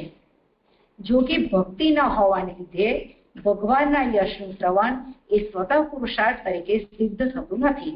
છતાં પણ સત્પુરુષોના માર્ગમાં રહેનારાઓને શુદ્ધિની જરૂર હોવાથી તે શુદ્ધિ માટે શ્રવણ કરે છે. એટલે કે છે કે જો ભક્તિ ન હોય તો ભગવાનના યશનું સ્વતઃ પુરુષાર્થ તરીકે એમનું જ્ઞાન થતું નથી. પણ સત્પુરુષોના માર્ગમાં જે રહેનારાઓ છે એમને શુદ્ધિની જરૂર હોવાથી એ શુદ્ધિ માટે શ્રવણ કરે છે. ખાસ કરીને કલીમાં શ્રવણ કરે છે, કારણ કે દેશકાળ દ્રવ્ય કરતા મંત્ર અને કર્મને કલિકાલ અશુદ્ધ કરે છે. શ્રવણ કરવામાં સ્વાતંત્ર્ય નથી એમ જણાવવા કોણ એમ કહેલું છે. એટલે કે છે કે ખાસ કરીને કલિકાલની અંદર, એટલે કે જે કલીમાં શ્રવણ કરે છે એના એ આ 6 એ 6 એટલે દેશકાળ દ્રવ્ય કરતા મંત્ર અને કર્મ એ કલિકાલની અંદર અશુદ્ધ કરે છે, એટલે શ્રવણ કરવામાં સ્વાતંત્ર્ય નથી એમ જણાવવા કોણ એમ કહ્યું છે. એની 2 નંબરની ફૂટનોટ છે. હા, એટલે જે આ 6 બતાવ્યા, આ 6 એટલે આ 6 યજ્ઞમાં જરૂરી છે, તે શુદ્ધ હોય તો જ યજ્ઞ થઈ શકે. આ 6 અંગો બતાવ્યા. અને 2 નંબરની ફૂટનોટ છે કે શ્રવણ કરવામાં સ્વાતંત્ર્ય નથી, એટલે કે સ્વભાવથી જ શ્રવણ ન કરનારાઓને બાતલ કરવા એમ કહે છે. આ પુરુષોત્તમજી કહે છે. એટલે કે સ્વભાવથી જો શ્રવણ કરનારા જે ના હોય એને તો એની બાતલ જ કહેલ છે. અને નાનુભાઈ કહે છે કે અહીં વૃંદાવન પ્રેસવાળી પ્રથમો પાઠ લીધેલો છે. હવે કહે છે કે વા એટલે કે જ શબ્દ છે એ તિરસ્કારના અર્થવાળો છે, કારણ કે શ્રવણ ન કરનારા દૈત્યના અંશવાળાઓને ગણેલા જ નથી. એટલે અહીં આગળ વા કરીને વા એટલે જ શબ્દથી તિરસ્કાર દર્શાવે છે કે જે શ્રવણ ન કરનારા છે એ તો દૈત્યના અંશવાળા હોય, એટલે એમને તો અહીં ગણેલા જ નથી. પોતાથી ઉત્તમ એવા બ્રહ્મથી જ જીવોની શુદ્ધિ થાય છે એમ જણાવવા ભગવાનના શબ્દથી કહેલ છે. એટલે કે જે પોતાથી ઉત્તમ એવા બ્રહ્મ છે એ બ્રહ્મથી જ જીવોની શુદ્ધિ થાય છે, એના માટે ભગવાન શબ્દ કહેલ છે. તે શબ્દથી અવતાર લીધેલા સહેલાઈથી મળી શકે તેવા હોવાથી જણાવેલા છે. તે એટલે કે ભગવાન શબ્દથી એટલે ભગવાનથી અવતાર લીધેલા અને સહેલાઈથી મળી શકે તેવા જણાવેલા છે. એટલે ભગવાનને લૌકિક શેઠની પ્રશંસા પેઠે અન્ન આપવાની પ્રશંસા કરી નથી એમ જણાવવા પવિત્ર કીર્તિવાળાઓ જેમના કર્મની પ્રશંસા કરે છે એમ કહેલું છે. એટલે લોકની અંદર એવું હોય કે કોઈક અન્ન આપે તો એનાથી એ લૌકિકની અંદર શેઠની પ્રશંસા કરે, પણ અહીં એવી પ્રશંસા કરી નથી. એના માટે પવિત્ર કીર્તિવાળા એમ એમના ભગવાનના કર્મની પ્રશંસા કરે છે એમ કહેલું છે. પુણ્યા એટલે પવિત્ર છે, શ્લોકા એટલે કીર્તિ જીવોની તેઓ પણ પ્રશંસા કરે છે. એટલે કે જે પવિત્ર કીર્તિવાળા છે તેઓ પણ ભગવાનની પ્રશંસા કરે છે. જ્યારે કીર્તન કરનારાઓની કીર્તિ પણ સર્વને પવિત્ર કરે છે, ત્યારે કીર્તન સર્વને પવિત્ર કરે તેમાં તો કહેવું જ શું. એટલે કે ભગવાનના જો જે કીર્તન છે એ કીર્તન કરનારાઓ ની પણ કીર્તિ જો સર્વને પવિત્ર કરે છે, તો ભગવાનના જે કીર્તન છે એ સર્વને પવિત્ર કરે તેમાં તો કહેવું જ શું. અથવા તેને કહે છે કે તે પવિત્ર કીર્તિ વાળાઓને પણ પવિત્ર કરે છે, અથવા તેઓને પવિત્ર થવાની જરૂર નથી. એની 3 નંબરની ફૂટનોટ છે કે જીવોની કીર્તિ પવિત્ર હોવાથી જીવોને પવિત્ર થવાની જરૂર નથી, તેઓને પણ પવિત્ર કરે છે એવો ભાવ છે. એટલે કે ભગવાનની કીર્તિ એટલે કે એ પવિત્ર હોવાથી એને પવિત્ર થવાની જરૂર જ નથી, તે છતાં પણ તેઓને પવિત્ર કરે છે. આ ભગવાનની કીર્તિ જેવી છે કે બધાને પવિત્ર કરે છે. અથવા કહીને કે આથી અથવા કીધું કે અથવા તેઓ પવિત્ર થવાની જરૂર નથી, એના માટે આ થયું કે એમને પવિત્ર થવાની જરૂર નથી, પરંતુ પ્રભુની કીર્તિ જેવી છે કે બધાને પવિત્ર કરે છે. આથી એમ જણાવ્યું કે કીર્તિ એ પવિત્ર પુરુષોમાં જ રહેલી છે. ભગવાનનું સાધારણ કર્મ કહેલું હોવાથી સરસાઈ કરાવે તેવા કર્મો સિવાયના કર્મો પણ પવિત્ર કરનારા થાય છે એમ કહેલું છે. એટલે કે કીર્તિ એ પવિત્ર પુરુષોમાં રહેલી છે, અને એટલે એ રીતે આ ભગવાનનું સાધારણ કર્મ કહેલું હોવાથી એ ભગવાનની સરસાઈ કરાવે તેવા કર્મો સિવાયના કર્મો પણ પવિત્ર કરનારા છે. પવિત્ર કીર્તિવાળા કહ્યા તેથી એમ જણાય છે કે ઘણું કરીને કીર્તિવાળાઓ સાથે સર્વને સંબંધ છે. કે છે કે પવિત્ર કીર્તિવાળા કહ્યા તેથી ઘણું કરીને એ ઘણું કરીને દીદી આ મને નથી સમજાતું. એટલે કે ભગવાન લેવાશે કે ભગવાન એ ઘણું કરીને કીર્તિવાળાઓ સાથે સર્વને સંબંધ થાય છે. એ આ ઘનનું કઈ જોડાશે મને નથી ખબર. અને તેઓ ભગવાનનું જ કીર્તન કરે છે, તેથી ભગવાનની કીર્તિનું શ્રવણ એ સહેલાઈથી પ્રાપ્ત થાય તેવું છે. જ્યારે શ્રવણથી જ તરત શુદ્ધિ થાય છે, ત્યારે શુદ્ધિની કામના વાળો કેમ શ્રવણ ન કરે? હવે કે છે અહીં શંકા કરી રહ્યા છે કે જ્યારે શ્રવણથી તરત શુદ્ધિ થાય છે તો શુદ્ધિની કામના વાળો હોય તો શ્રવણ કેમ ન કરે? તો કે છે કે આધાર એટલે કે જેમાં કીર્તિ રહેલી છે તેની સરસાઈ કરાવનાર, સર્વ લોકોને આનંદ કરાવનાર, પ્રસરી રહેતો ગુણ તે કીર્તિ એટલે યશ. એટલે અહીંયા આધાર તેને કહે છે કે જેમાં કીર્તિ રહેલી છે એટલે ભગવાનની, એમાં સરસાઈ કરાવનાર, સર્વ લોકોને આનંદ કરાવનાર અને પ્રસરી રહેતો ગુણ તે કીર્તિ એટલે કે યશ. અહીંયા ભગવાનના યશ ગુણનું આખું વર્ણન છે આ શ્લોકની અંદર. એમાં 4 નંબરની ફૂટનોટ છે કે આ યશનું લક્ષણ કર્યું માત્ર પ્રતાપ નથી એમ જણાવવા સર્વ લોકને આનંદ કરાવનાર કહેલ છે. સર્વને આનંદ કરાવનાર ચંદ્રના કિરણો નથી એમ જણાવવા ગુણ કહેલ છે. એટલે કે અહીંયા ભગવાનના યશ ગુણનું વર્ણન કર્યું છે. પ્રસરી રહેતો શબ્દથી યશનો સ્વભાવ જણાવ્યો છે. એટલે અહીં કહે છે કે ભગવાનના યશ ગુણનું લક્ષણ કર્યું કે સર્વ લોકને આનંદ કરાવનાર છે અને સર્વને આનંદ કરાવનાર જેમ ચંદ્રના કિરણો નથી એમ જણાવવા ગુણ કહ્યો છે. પરંતુ આ તો પ્રભુનો યશ ગુણ છે કે એ સ્વતઃ જ બધે પ્રસરે છે. એટલે પ્રસરી રહેતો શબ્દથી આ ભગવાનનો યશ એ સ્વભાવ જણાવેલ છે.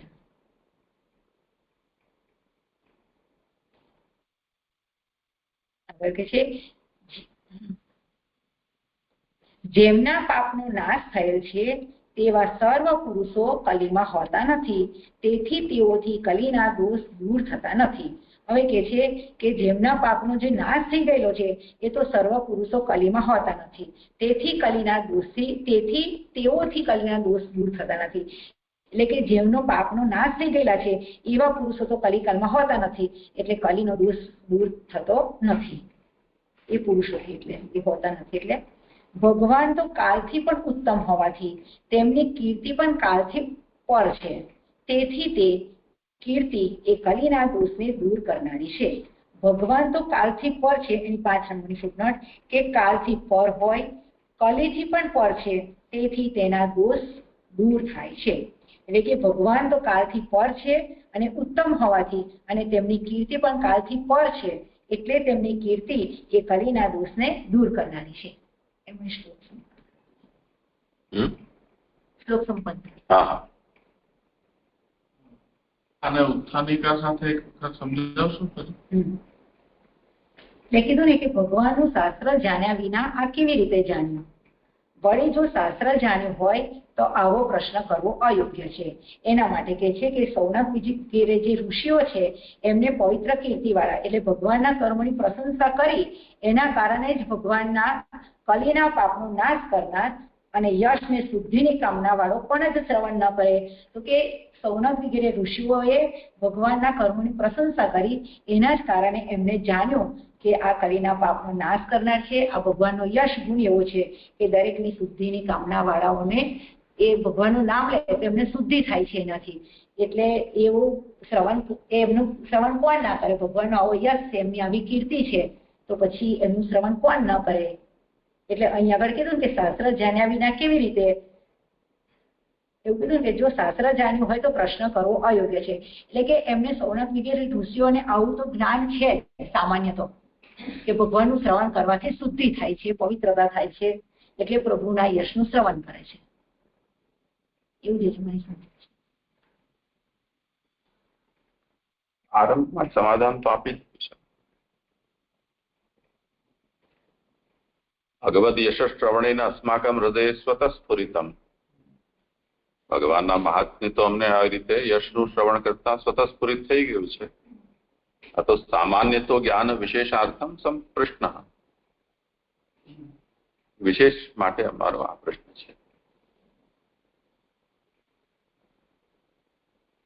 છે કઈ બીજું? તો જે અનુવાદક છે એમણે 5 પેજ લઈ અને યાદ કર્યું છે, પણ પુરુષોત્તમજી આજ્ઞા કરે છે કે સ્વભાવથી જ શ્રવણ ન કરનારાને બાતલ કરનારા કહે છે. આ પ્રકારે જો આનો અર્થ કરીએ તેને કેવી રીતે સમજવાનું? ગયા એનો પણ એવું થયું બધા શ્લોકોમાં જોવું છે તો આપ સમજાવી દીધી મને બી આ પ્રશ્ન તો અહીંયા આગળ કરેલો. કોઈ વાત નહીં હોય તો જરી કપાય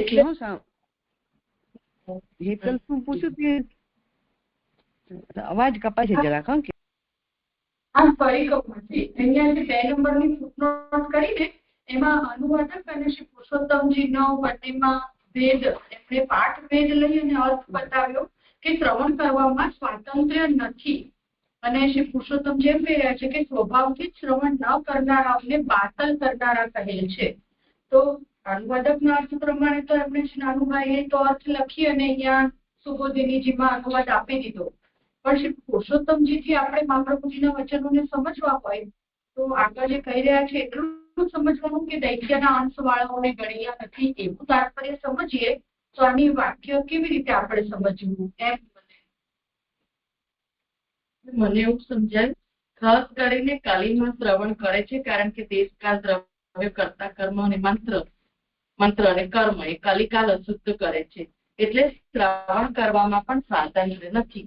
એમ કોઈ કે શ્રવણ કરવામાં પણ સ્વાતંત્ર્ય નથી કારણ કે આ બધું દેશકાળ દ્રવ્ય કરતા કર્મ મંત્ર એ બધું પણ તો નડી રહ્યું છે. એટલે શ્રવણ કરવામાં પણ સ્વાતંત્ર્ય નથી એમ જણાવવા કોણ એમ કહેલું છે? એટલે આવા ભગવાન છે જે આપણે શ્લોકાર્થમાં જોયું, પવિત્ર કીર્તિ વાળાઓ જેમના કર્મની પ્રશંસા કરે છે તે ભગવાનના કલીના પાપનો નાશ કરનાર યશ, એ જે છે યશ છે ભગવાનનો યશ જે છે એ તો શુદ્ધિની કામનાવાળો કોણ ના કરે? તો આ બધું પણ ભગવાન તો કાલથી પર છે, કલીથી પર છે. તો ભગવાનનું જે શ્રવણ છે એને સહજતયા જે કરશે એના માટે અહીંયા કહેલું છે કે સ્વભાવથી જે જોડાઈ જશે કે એના વગર રહી જ નહીં શકે એ રીતે જોડાશે એને જ અહીંયા ગણવાના છે. પ્રયત્ન કરીને જે કરી રહ્યા છે એનામાં એને પણ અહીંયા અંશવાળા અને દૈત્યના અંશવાળાઓને પણ ગણેલા જ નથી. એટલે સ્વભાવથી જ એની પ્રવૃત્તિ થઈ જ છે એને જ અહીંયા ગણવાના છે. એવું છે જે મને અહીંયા સમજે છે. અહીંયા પાઠ 2 જાતના છે. એક પાઠ એ છે સ્વતંત્ર વ્યાવૃત્યર્થમ કહ ઇતિ. તો મૂળમાં એમ કહ્યું છે કે આવા ભગવાનના કલિમલાપહ યશ છે એનું શ્રવણ કોણ ન કરે, એટલે ભગવાનના યશનું શ્રવણ કોણ ન કરે, આ મૂળમાં કહેલી વાત છે. તો એ સંબંધમાં શ્રી મહાપ્રભુજીએ અહીંયા એનું વિવરણ કર્યું કે કલિકાલની અંદર દેશકાલ દ્રવ્ય કરતા વગેરે બધું એના કાલે અશુદ્ધ કરી દીધા છે. અને જ્યારે ભગવાનના નામ શ્રવણથી જ જો કલિમલ છે એનું દૂરી થતી હોય તો એવો કલિકાલમાં કોણ હશે કે જે ભગવાનનું શ્રવણ ન કરે કે ન કરવા ચાહે? એના ઉપર એટલે કોણ? તો કોણના માટે શ્રી મહાપ્રભુજી અર્થ કર્યો છે એક કે સ્વતંત્ર વ્યાવૃત્યર્થમ. સ્વતંત્ર વ્યાવૃત્યર્થમનો મતલબ એ છે કે જે કાલ સાપેક્ષ નથી કે શુદ્ધિની કામના વાળો નથી, પરંતુ જે લોકો સ્વાભાવિક રીતે જ ભગવાનનું શ્રવણ કરવાની ઈચ્છા વાળા છે એ તો કરવાના જ કરવાના છે. પણ જ્યારે આવો પ્રશ્ન ઉભો કરવામાં આવે છે કે કોણ નહીં ચાહે, તો એનો તાત્પર્ય એ છે કે કોઈક તો એવા હશે તો જ આવું કહેવામાં આવે ને, એવો પ્રશ્ન કરવામાં આવે. તો એના માટે પુરુષોત્તમજીએ સ્વતંત્ર વ્યાવૃત્યર્થમ કહ, એટલે સ્વતંત્ર ની વ્યાવૃત્તિ માટે અહીંયા ક શબ્દ છે. તો સ્વતંત્ર નો મતલબ શું? તો સ્વાભાવિક અશ્રોતૃ વ્યાવૃત્યર્થમ, એટલે જેમને શ્રવણ કરવાની ઈચ્છા જ નથી સર્વથા એવા લોકોના વ્યાવૃત્તિ માટે અહીંયા કોવા આવો અહીંયા પ્રશ્ન ઉપસ્થિત કર્યો છે, અથવા નિંદાર્થક ના આ પ્રયોગ કરવામાં આવ્યો છે. આ છે પુરુષોત્તમજીનો અર્થ છે. હવે પદની વિવૃત્તિમાં સુબોધનીજીમાં જે સ્વતંત્ર વ્યાવૃત્યર્થમ છે એનો એક બીજો પાઠ પણ છે, જે પાઠ છે અસ્વતંત્ર વ્યાવૃત્યર્થમ. તો અસ્વતંત્ર એવું જો હોય તો પછી બીજો અર્થ થઈ જશે. તો નાનુભાઈએ અસ્વતંત્ર પાઠ લીધેલો છે, એટલે શ્રવણ કરવામાં સ્વાતંત્ર્ય નથી એમ જણાવવા કોણ એમ કહેલું છે. આ નાનુભાઈ કરેલો અર્થ છે. એટલે એમણે પોતે જે અર્થ ગમ્યો છે કે જે પાઠ સ્વીકાર્યો છે એ પ્રમાણે અર્થ કર્યો છે, અને પુરુષોત્તમજીએ જેના આધારે વિવેચન કર્યું છે એ પાઠની સ્પષ્ટતા કરી છે. બીજા કોઈને છે કઈ? પુણ્ય શ્લોકે દિય કર્મણી ના, બરોબર છે.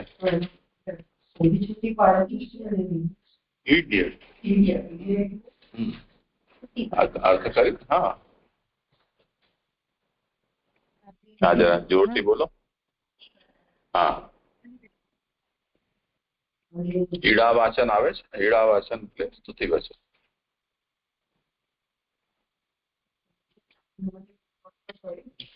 એ યશનું લક્ષણ આપ્યું. ત્યાં શું કહ્યું કે સર્વલોકને એટલે કે સર્વલોકને આનંદ કરાવનાર, હવે સર્વને આનંદ કરાવનાર ચંદ્રના કિરણ નથી એમ કહીને ગુણ કર્યું છે. અને પ્રસરી રહેલો શબ્દથી યશનો સ્વભાવ. તો આ ગુણ અને સ્વભાવથી આનું ભેદ સમજવાનું કઈ રીતે પુરુષોત્તમજી કહ્યા છે. જુઓ શું વિશે છે.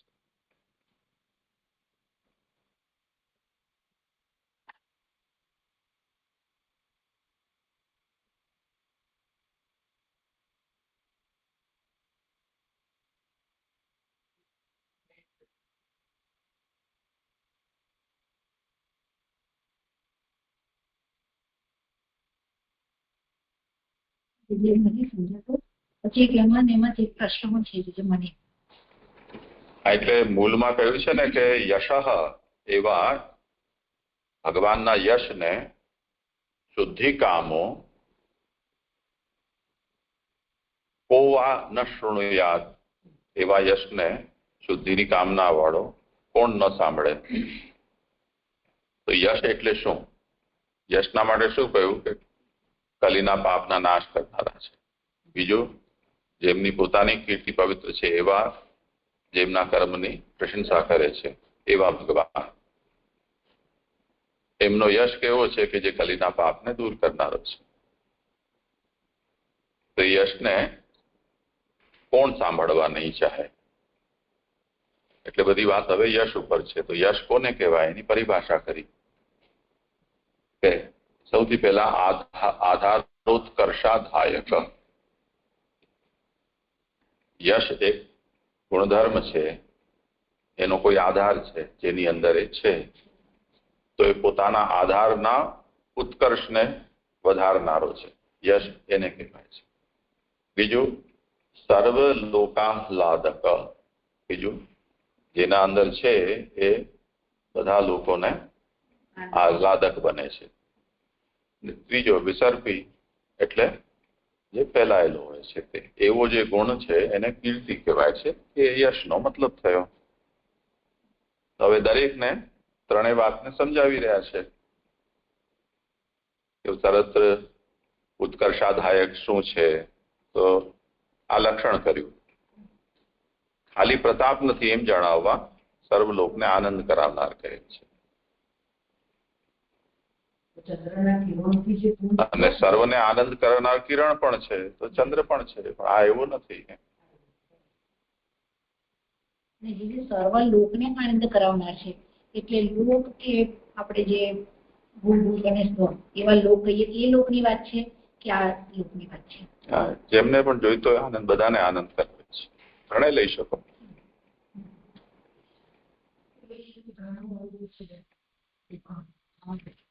એક જે આ કીધું કે પવિત્ર કીર્તિ વાળા કહ્યા, આગળ કહેલું કે ભગવાનનું સાધારણ કર્મ કહેલું હોવાથી સરસાઈ કરાવે તેવા કર્મો સિવાયના કર્મો પણ પવિત્ર કરનારા છે એમ કહે છે. આગળ કે છે પવિત્ર કીર્તિવાળા કહ્યા, તેથી એમ જણાય છે કે ઘણું કરીને કીર્તિવાળાઓ સાથે સર્વને સંબંધ હોય છે. એટલે અહીંયા આગળ ઘણું કરીને કીર્તિવાળાઓ સાથે સર્વને સંબંધ થાય છે.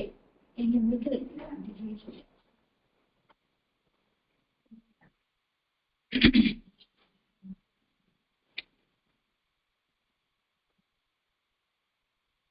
આજે મૂળમાં પુણ્ય શ્લોક એ પદની અહીંયા વિવૃત્તિ ચાલી રહી છે. પુણ્ય શ્લોક વચનાદ એવમ જ્ઞાયતે.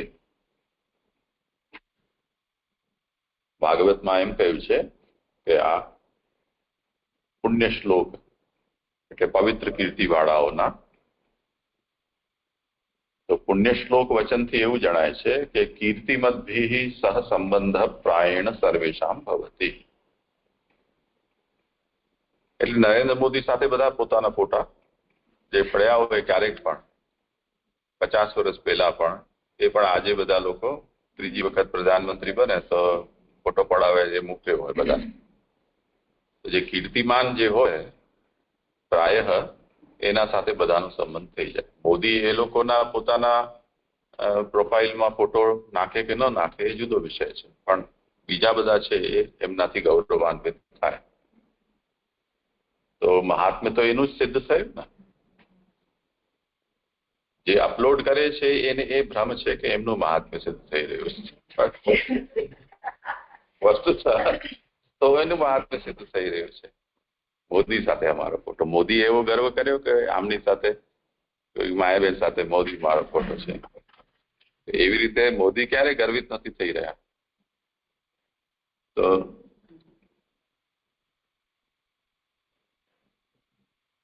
કીર્તિમદ્ભિ સંબંધ પ્રાયેણ સર્વેશામ ભવતિ. એટલે જે લોકો પુણ્ય શ્લોક નું ગાન કરનારા છે, ભગવાનના પુણ્ય શ્લોકનું ગાન કરનારા છે, એવા લોકો સાથે બધાનો સંબંધ છે, સુલભ છે. તે ચ ભગવંતમ એવ કીર્તયંતી. જેનું કરો છો એ તો પાછા એનું જ કીર્તન કરી રહ્યા છે. ત્યાં આપણને રોજ સવારના 2 વખત હનુમાન ચાલીસા લોહી પીએ છે. પણ હનુમાનજી જે ચાલીસા પાઠ કરતા હશે એ તો આપણને સાંભળવા નથી મળતી. હનુમાનજી થોડી કઈ હનુમાન ચાલીસા કરતા હશે, તો રામ ચાલીસા કરતા હશે ને.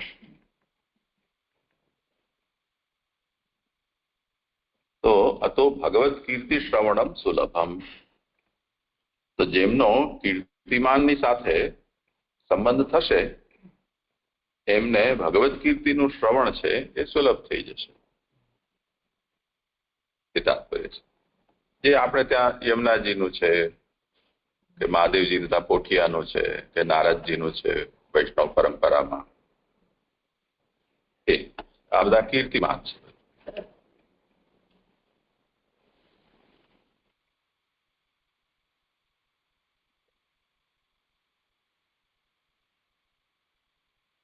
હવે હરિવર્ધન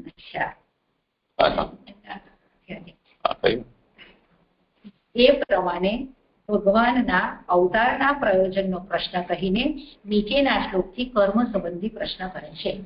એટલે આ ભગવાનના અવતારનો પ્રયોજન કહ્યું અને હવે કર્મ સંબંધી પ્રશ્ન કરે છે. ભગવાનના કર્મ સંબંધી પ્રશ્ન કરે છે. તસ્ય કર્માની ઉદારાની પરિગીતાની સુરીભિઃ ભૃગુન્નઃ શ્રદ્ધાનાનાં લીલયા દગ્ધતઃ કલાહ. લીલાથી કલાઓ ધારણ કરનાર ભગવાનના ઉદાર કર્મો સૂર્યોએ સર્વ તરફથી ગાન કરેલા છે તે શ્રદ્ધાવાળાઓને અમને કહો. શ્રવણ કરેલું તેવું પ્રયોજન હૃદયમાં રહે તે માટે આ શ્લોકમાં કર્મોનો જ પ્રશ્ન કરે છે. કર્મોનું જ શ્રવણ કરવાથી જે ફળ થાય તે ભગવાને દેવાનું છે એવું પણ નથી, અને પાત્ર અને અપાત્રનો વિચાર કર્યા વિના જ કર્મ જ બીજા ફલો નજીવા પુરુષોને પણ આપે છે, તેથી તેને ઉદાર કહ્યું છે. એટલે મહાપ્રભુ સમજાઈ રહ્યા છે કે જે શ્રવણ કરેલું છે તેવું જ પ્રયોજન હૃદયમાં રહે, તેના માટે આ શ્લોકમાં કર્મનો જ પ્રશ્ન કરે છે. એટલે કે શ્રવણ કર્યું હોય તો એ આપણા જે પ્રયોજનથી કંઈ કરો તમે તો તમારા હૃદયની અંદર રહે, એના માટે અહીં કર્મનો જ પ્રશ્ન કરે છે. કર્મોનું જ શ્રવણ કરવાથી જે ફળ થાય તે ભગવાને દેવાનું છે એવું નથી. એટલે જે કર્મો કરો એનાથી જે શ્રવણ, એ કર્મોથી તમે જે શ્રવણ કરો એ શ્રવણથી જે ફળ થાય છે એ ભગવાને જ દેવાનું, એટલે કે ભગવાને જ આપવાનું છે એવું નથી. અને પાત્ર અપાત્ર નો વિચાર કર્યા વિના જ, એટલે કર્મ જ બીજા ફળ, એટલે કે ન જીવા પુરુષોને પણ ગુના આપે છે. એટલે કે પાત્ર અને અપાત્રનો વિચાર કર્યા વિના જે કર્મ કરો એ બીજા ફળ, એટલે કે એને ન જીવા જેવા પુરુષ, એ ફળો નજીવા જેવા પુરુષોને પણ ઘણા આપે છે, તેથી તેમને ઉદાર કહેલા છે. એટલે કે અહીંયા આગળ ભગવાનને ઉદાર કહ્યા છે કે જે કર્મ કરે એને નજીવા પુરુષોને પણ એ ઘણા ફળ આપી દે છે. એના માટે ઉદાર વગેરે વિશેષણો બીજા કેટલાક કર્મો ઉદાર નથી એમ જણાવવા કહેલા નથી. એટલે આ જે કેટલા કર્મો ઉદાર નથી એ કર્મોની મને ધ્યાન નથી કયા ઉદાર નથી, એ બધા ઉદાર લાગે છે. ઉદાર વિશેષણો બીજા કેટલા કર્મો ઉદાર નથી એમ જણાવવા કહેલા છે, પરંતુ કર્મને લક્ષ્યમાં રાખીને ઉદારપણું વગેરે કહે છે. એટલે કે પ્રભુના જે કર્મ છે એ કર્મને જ લક્ષ્યમાં રાખી અને ઉદારપણું વગેરે જ કહેલા છે. આગળ કહે છે કે કારણ કે વિશેષ કર્મો એ શ્લોકમાં પહેલા જ કહેલા છે અને ઉદાર વગેરે વિશેષણો એ પછી કહેલા છે.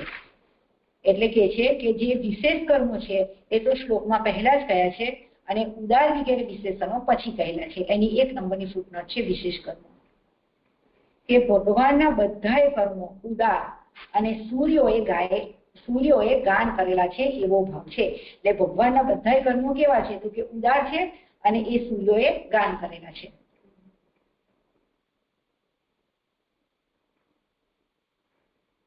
કોણ કહે છે? જેઠાણી કહે છે? દેરાણી છે? આ નથી હા, એટલે નાનુભાઈ પોતે જ કહે છે. વચલા ફળ એટલે કે કર્મોથી પ્રાપ્ત થાય તે માટે તેવા હોવાનું જણાવવા તેમને ઉદાર કહેલા છે. એટલે વચલા ફળ એની 2 નંબરની ફૂટનોટ છે કે વચલું ફળ એટલે કે શુદ્ધિરૂપ ફળ વિચાર કર્યા વિના જ બધાને શુદ્ધિનું દાન કરતા હોવાથી ભગવાનના કર્મો ઉદાર છે એમ કહેલું છે. જે વચલું ફળ દરેકને આપે છે એના માટે કીધું કે શુદ્ધિરૂપી ફળ છે અને વિચાર કર્યા વિના પ્રભુ ઉદાર છે એટલે બધાને જ શુદ્ધિનું દાન કરે છે. આ ભગવાનના કર્મો કયા છે? ઉદાર કર્મો. મુખ્ય ફળ એ ભગવાનથી જ પ્રાપ્ત થાય છે. સૌનક વગેરેને આવું અજ્ઞાન નથી એમ જણાવવા સૂર્યોએ સર્વ તરફથી ગાન કરેલા છે એમ કહેલું છે. એટલે સૌનક વગેરે જે ઋષિઓ છે એ ઋષિઓને પણ આ મુખ્ય ફળ ભગવાનથી જ થાય છે એવું એમને અજ્ઞાન નથી એમ જણાવવા સૂર્યો એ સર્વ તરફથી ગાન કરેલું છે એમ કહેલું છે. સર્વ તરફથી ગાન કરેલા હોવાથી સર્વ સ્થળોથી દૂરથી શ્રવણ ન થવાનું સંભવ છે. એટલે કે થવાનું સંભવ છે એટલે કે સર્વ તરફથી એટલે બધી ચારે બાજુથી ગાન કરેલા હોવાથી બધા સ્થળોએ દૂરથી પણ શ્રવણ થવાનું સંભવ છે. સૂર્યોએ શબ્દથી તે ખોટા કહેલા નથી એમ જણાવ્યું છે. એટલે કે સૂર્યો છે એટલે કે જે સંત પુરુષો વિદ્વાનો છે એઓ એ આ ખોટા કર્મો ખોટા કહેલા નથી. સૂર્યો શબ્દથી ખોટા કહેલા એટલે કે જે આ ગાન કર્યું છે એ ખોટું નથી એમ જણાવેલું છે. ત્યારે સૌનક વગેરેને પણ તે સહેલાઈથી પ્રાપ્ત થાય તેમ હોવાથી સુતે કહેવાના નથી એવી શંકા થાય, તેથી શ્રદ્ધાવાળાઓને એમ કહેલું છે. એટલે હવે કહી રહ્યા છે કે સૌનક વગેરેને પણ આ સહેલાઈથી પ્રાપ્ત થાય તેમ હોવાથી સુતે કહેવાના નથી એવી શંકા થાય, તેથી શ્રદ્ધાવાળા એમ કહ્યું છે. એટલે કે સૌનકજી વગેરેને તો આ સહેલાઈથી પ્રાપ્ત થાય એટલે તો શું જે નહીં કહેવાના એવી શંકા થાય, તેથી કે છે કે ના શ્રદ્ધાવાળાઓ છે એમ કહેલું છે. એટલે કીધું ને કે શ્રદ્ધયા નાનામ લીલયા દધ્ધતઃ ફલા, એના માટે કહ્યા છે.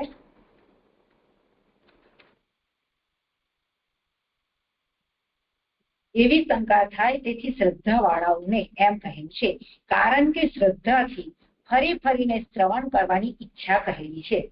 એટલે કે જે શ્રદ્ધાથી એ જે શ્રદ્ધાવાળા છે એ તો ફરી ફરીને એમને શ્રવણ કરવાની ઈચ્છા કહેલી છે. તે કર્મોનું શ્રવણ કરવામાં કોઈ પણ સમયે રુચિ ન હોય તેવું નથી. ભગવાનના કર્મનું શ્રવણ કરવામાં કોઈ પણ સમયે રુચિ ન હોય એવું નથી. એવા અભિપ્રાયથી લીલાથી કલાઓ ધારણ કરનારા, લીલિયા એટલે કે લીલાથી કલાઓને ધારણ કરનારના એમ કહેલું છે. લીલા એટલે પ્રયાસ વિના હર્ષથી કરવામાં આવતી ક્રિયા.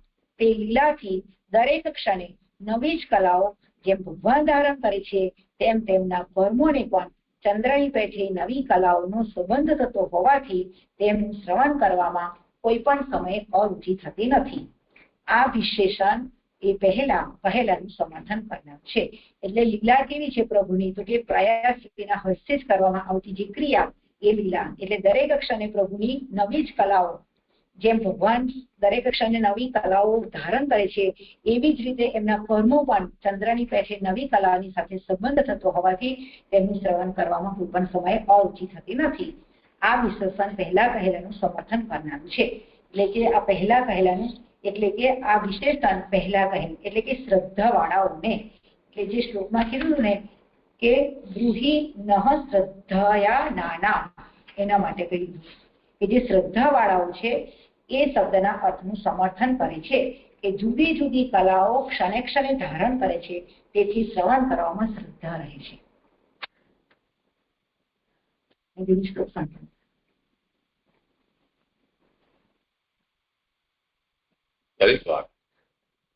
છે કોઈને કઈ? હા, એટલે આપણે નારદજીનો તેમની બુદ્ધિ બાજુથી શ્રવણ કરેલું છે. અત્ર તત્ર સર્વત્ર બધે.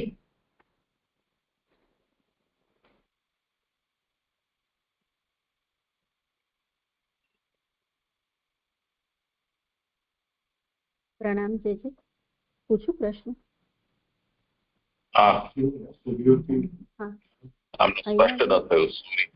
એટલે વિદ્વાન સૌના કોઈ જે ગાનારા નારદજી જેવા. એનો જે પ્રશ્ન હતો, ઉદાર વગેરે વિશેષણોથી બીજા કેટલા, બીજી લાઈન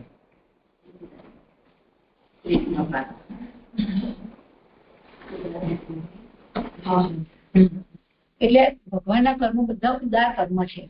આપણે એવું કહીએ છીએ ને માનીએ છીએ કે પ્રભુના જે બધા ઉદાર કર્મ છે એટલે સહેજ કોઈ સામાન્ય કર્મ કરે તો તરત એને ફળ આપી દે છે. પણ અહીંયા આગળ એવું કીધું કે ઉદાર વગેરે વિશેષણો બીજા કેટલાક કર્મો ઉદાર નથી. તે ઉદાર નથી એવા કેવા કર્મો? એવા કોઈ કર્મ ભગવાનના છે નહીં, પણ વિશેષણ સામાન્યતયા ઇતર વ્યાવર્તક હોય છે. એટલે કોઈને એવો ભ્રમ ન થાય કે ભગવાનના કેટલાક ચરિત્રો અનુદાર પણ હોય છે, એટલે એનું વ્યાવર્તન કરવા માટે અહીંયા કર્માણી ઉદારાણી એમ કહેલું છે. પરંતુ આ બધા જ ભગવાનના કર્મ છે ઉદાર જ છે એવું કહેવા માટે જ કહેલું છે. એટલે ઉદારાદિ વિશેષણાની ન વ્યાવર્તકાની, પરંતુ કર્મોદ્દેશેન ઉદારત્વાદિ વિધીયતે. એટલે ભગવાનના કર્મો અમને જણાવો એની જિજ્ઞાસા છે. એ કર્મો જે ઉદાર છે તે અમને જણાવો એમ.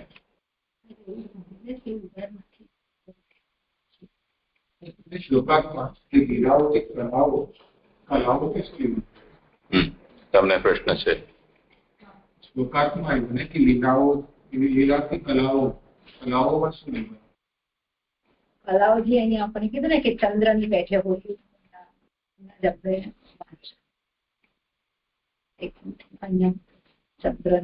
ચંદ્રકલા એટલે ચંદ્રની જેમ કલાઓ. તમે સમાસ વિભાજન કરીને કહ્યું, મેં સમાસ કરીને કહ્યું. એવી રીતે ભગવાનની કલા એટલે અવતાર ભગવાનના એ રીતે નો દિવસ. કોઈને વધારે તમને સંતોષ થઈ ગયો હોય તો મને હા, હજી એમને અસંતોષ છે, કઈ કોઈને સ્ફુટ થતું હોય તો જણાવો.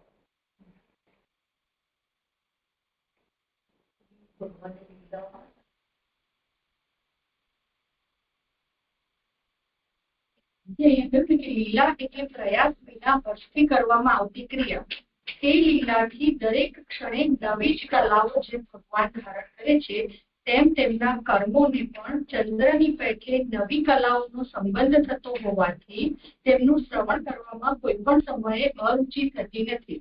એટલે ચંદ્ર જેમ વધઘટ કલાઓ એની વધઘટ થાય છે, એવી રીતે પ્રભુ પણ અનેક લીલા કરે છે. નવી કથા તો પ્રભુની અનેક એવા લીલા લીલા છે. સમગ્ર એવી વિવિધતા જોવા મળે છે કે નહીં એમ નહીં. એટલે તમે એકનો એક દ્રશ્ય જુઓ, જેમ સૂર્ય જમે જ્યારે પણ જુઓ ત્યારે ગોલ જ હોય, એમાં આકૃતિમાં કોઈ વિવિધતા નથી આવતી, સિવાય કે ગ્રહણ આવી પડે. એ આકૃતિ આપણને જોવી ગમતી નથી. પણ ચંદ્ર જ્યારે પણ જુઓ ત્યારે પોતાનો આકાર બદલે છે, એને કારણે નિત્ય નૂતન લાગે છે આપણને. કાલે પણ આવો જ હતો. એ 13-14 કે એમાં થોડું ઘણું આપણને ભ્રમ થઈ જાય, પણ બાકી સામાન્યતઃ આપણને ચંદ્ર પ્રતિદિન નૂતન નિત્ય નૂતન હોય એવું લાગે છે. એટલે અહીંયા આજ્ઞા કરી રહ્યા છે કે એ લીલાથી નૂતના એવ કલાહ પ્રતિક્ષણમ દ્રિયંતે. ભગવાન પોતે એવી લીલાઓ કરે છે જેના કારણે પ્રતિક્ષણ ભિન્ન ભિન્ન જે લીલાઓ છે એનાથી ભગવાન છે એ ભિન્ન ભિન્ન કલાને ધારણ કરે છે. એટલે તત્કર્મણામપી ચંદ્રસ્ય ઇવ નૂતન કલા સંબંધાત કદાચિદપી ન અરુચિ. ભગવાનના કર્મો પણ જેમ ચંદ્ર છે એ નૂતન કલાના સંબંધથી ક્યારે પણ ચંદ્રના દર્શનમાં અરુચિ થતી નથી, તેવી રીતે ભગવાનના કર્મોથી પણ એના શ્રવણથી અરુચિ થતી નથી.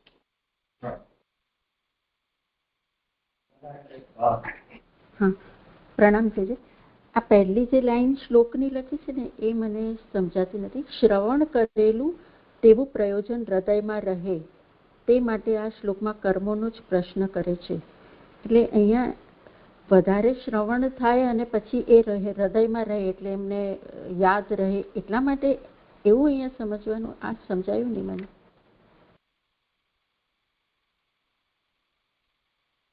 અહીંયા આગળ કીધું ને કે પ્રયોજન એટલે કે જે કઈ શ્રવણ કરો તમે તો તમે હૃદયમાં રહે એના માટે તમે વિચારો અને વાપરો થોડું. પ્રયોજન તમારું એવું હોય કે આ પ્રભુનું જે શ્રવણ છે એમને વારંવાર યાદ રહે, તો એના માટે કે છે કે શ્રવણ કરેલું તેવું પ્રયોજન હૃદયમાં રહે એ માટે આ શ્લોકમાં કર્મનો જ પ્રશ્ન કરે છે. એટલે ભગવાનની જે તમે લીલાઓનું સ્મરણ કરો તો તમને એ સ્મરણ યાદ રહે.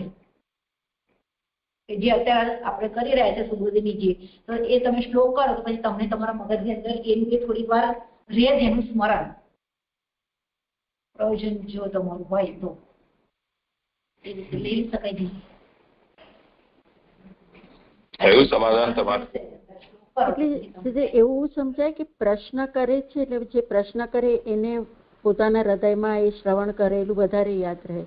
અને બીજું અહીંયા એવું કહ્યું કે કર્મોનો જ પ્રશ્ન કરે છે, તો કર્મોનો જ એવું કેમ કહ્યું છે એ મને નથી હજુ સમજાયું. પ્રભુના ચરિત્રનો જ પ્રશ્ન હોય તો એનાથી જ આપણને એ જ લીલાનું અનુસંધાન વધારે રહેશે. પ્રભુ ઉદાર કર્મથી કહ્યું ને, કર્મનો જ પ્રશ્ન કર્યો છે. કેમ કર્મનો કર્યો? તો કે જે ભગવાનના કર્મો જે છે ઉદાર છે, એટલે કોઈ પણ કરશે તો એને અનાયાસ પણ ફળ આપવા માટે એ સમર્થ છે. એટલા માટે કર્મનો જ પ્રશ્ન કરે છે, કારણ કે ભગવાનના કર્મ આવા ઉદાર છે. તો એવાનું અમે શ્રદ્ધાવાળા અમે છીએ તો અમને એનું શ્રવણ કરાવો એમ સૌનકાથી કહી રહ્યા છે.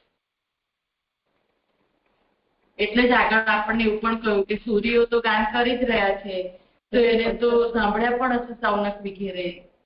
તો પછી અમે શ્રદ્ધાવાળા છીએ એટલે ફરી ફરી એનું શ્રવણ કરવાની ઈચ્છા કરીએ છીએ, કેમ કે ભગવાનના ઉદાર કર્મો છે. એવી રીતે જી જી જી.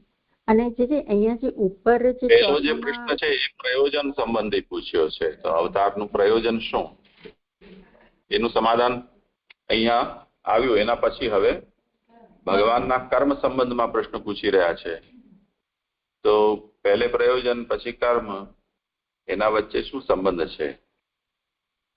ઉલટું પણ પૂછી શકાયું હોત, બીજા પણ પ્રશ્નો આમાં કહી શકાયા હોત. સ્વરૂપ સંબંધી હોય કે ભગવાનના કોઈ એવા આપવાદિક ચરિત્રો છે તે સંબંધમાં હોય. તો ઘણું બધા પ્રશ્નના પ્રકારો સંભવ છે જે આગળ પૂછવાના છે. પણ હવે આજે ક્રમ પકડ્યો છે તો એમાં ક્રમ પાછળનું રહસ્ય શું છે?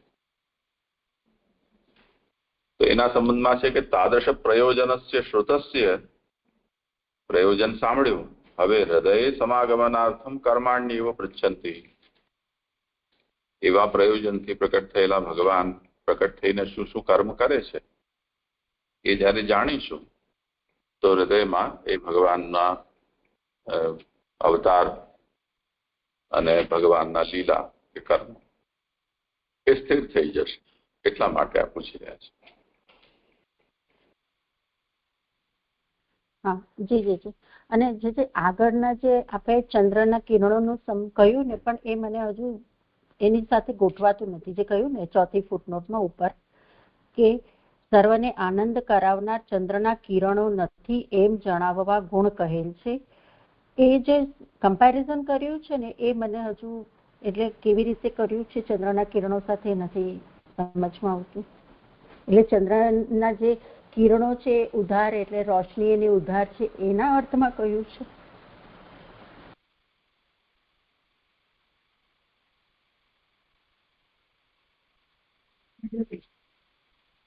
એટલે જે હમણાં એવું જ આપણને સમજાયું, જે જ કહ્યું છે કે જેમ ચંદ્રની કલાઓ છે તે રોજ રોજ આપણે જોઈએ તો આપણને નિત નવી જણાય છે ચંદ્રની કલાઓ, એટલે જોવામાં પણ આપણને અરુચિ નથી થતી.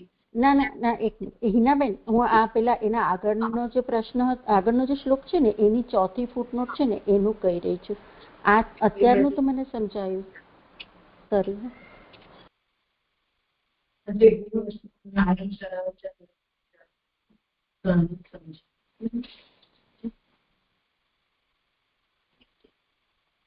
એ લીલાનું જે અહીંયા લક્ષણ આપ્યું છે એ લક્ષણના ઘટક જે પદો છે એ પદોનું શું પ્રયોજન છે એ સમજાવી રહ્યા છે. કે આધારોત્કર્ષાધાયક સર્વલોક આહલાદક વિસર્પી ગુણ કીર્તિ એને યશ કહેવાય છે. તો વિસર્પી ગુણ અથવા સર્વલોકનો આહલાદક ગુણ અથવા આધારોત્કર્ષાધાયક ગુણ એને યશ કહેવાય છે. તો એમાં ગુણપદનો પ્રયોગ શા માટે કર્યો છે કે ચંદ્ર કિરણાદિ વારણાય ગુણ ઇતિ. ચંદ્રના જે કિરણો છે એના અંદર પણ આ વસ્તુ જોવા મળે છે કે આધારના ઉત્કર્ષનો એ આધાયક છે, સર્વલોકનો આહલાદક પણ થાય છે અને વિસર્પી પણ છે.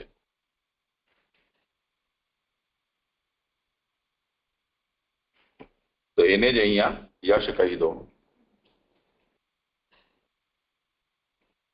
તો એનું અહીંયા વ્યાવર્તન કરવા માટે કે એ ચંદ્ર કિરણ છે એ કઈ ભગવાનનો યશ છે એમ નહીં, પણ ભગવાન નિષ્ઠ જે ગુણ છે એની અહીંયા વાત થઈ રહી છે. હા જી, હવે બરાબર સમજાયું. હા, પ્રણામ જી. હા જી, પ્રણામ. મારે પણ એ નહોતી સમજાતી, બરાબર સમજાય. ત્યાં આ શ્લોકમાં 17મા શ્લોકમાં સર્વ તરફથી ગાન કરેલા હોવાથી સર્વ સ્થળોથી દૂરથી શ્રવણ થવાનું સંભવે છે. જે એ વાક્ય નથી સમજાતું. 2, 3, 7મું વાક્ય છે ઉપરથી જે 37મા પેજ પર. પ્રણામજી. હા, પ્રણામજી. એવું કીધું ને કે સૂર્યોએ સર્વ તરફથી ગાન કરેલા છે એમ કહેલું છે. એટલે સર્વ તરફથી ગાન કરેલા હોવાથી સર્વ સ્થળોથી દૂરથી શ્રવણ થવાનું સંભવે છે. એટલે કહી રહ્યા છે કે સૂર્યોએ જે સર્વ તરફથી એટલે બધી બાજુથી, ચારે બાજુથી, અત્ર તત્ર સર્વત્ર બધી બાજુથી જે ગાન કરેલું છે, એટલે એ ગાન એ સર્વ સ્થળોએ પણ દૂરથી શ્રવણ થવાનું સંભવે છે. એમને ચારે બાજુથી ગાન કરેલું છે એટલે બધી બાજુથી જ્ઞાન એ થવું સંભવે છે, એમ સમજી રહ્યા છે. તો જે પહેલા ગાન કરેલું હોય તે પણ અત્યારે પણ એમ કે હવામાંથી તેનો ધ્વનિ એ લોકો સાંભળી શકે? સૂર્યો કે એ લોકો સૂર્યનું એ સતત શ્રવણ ચાલવું હોય છે એવું કહેવા માંગે છે, એ ના સમજાય મને.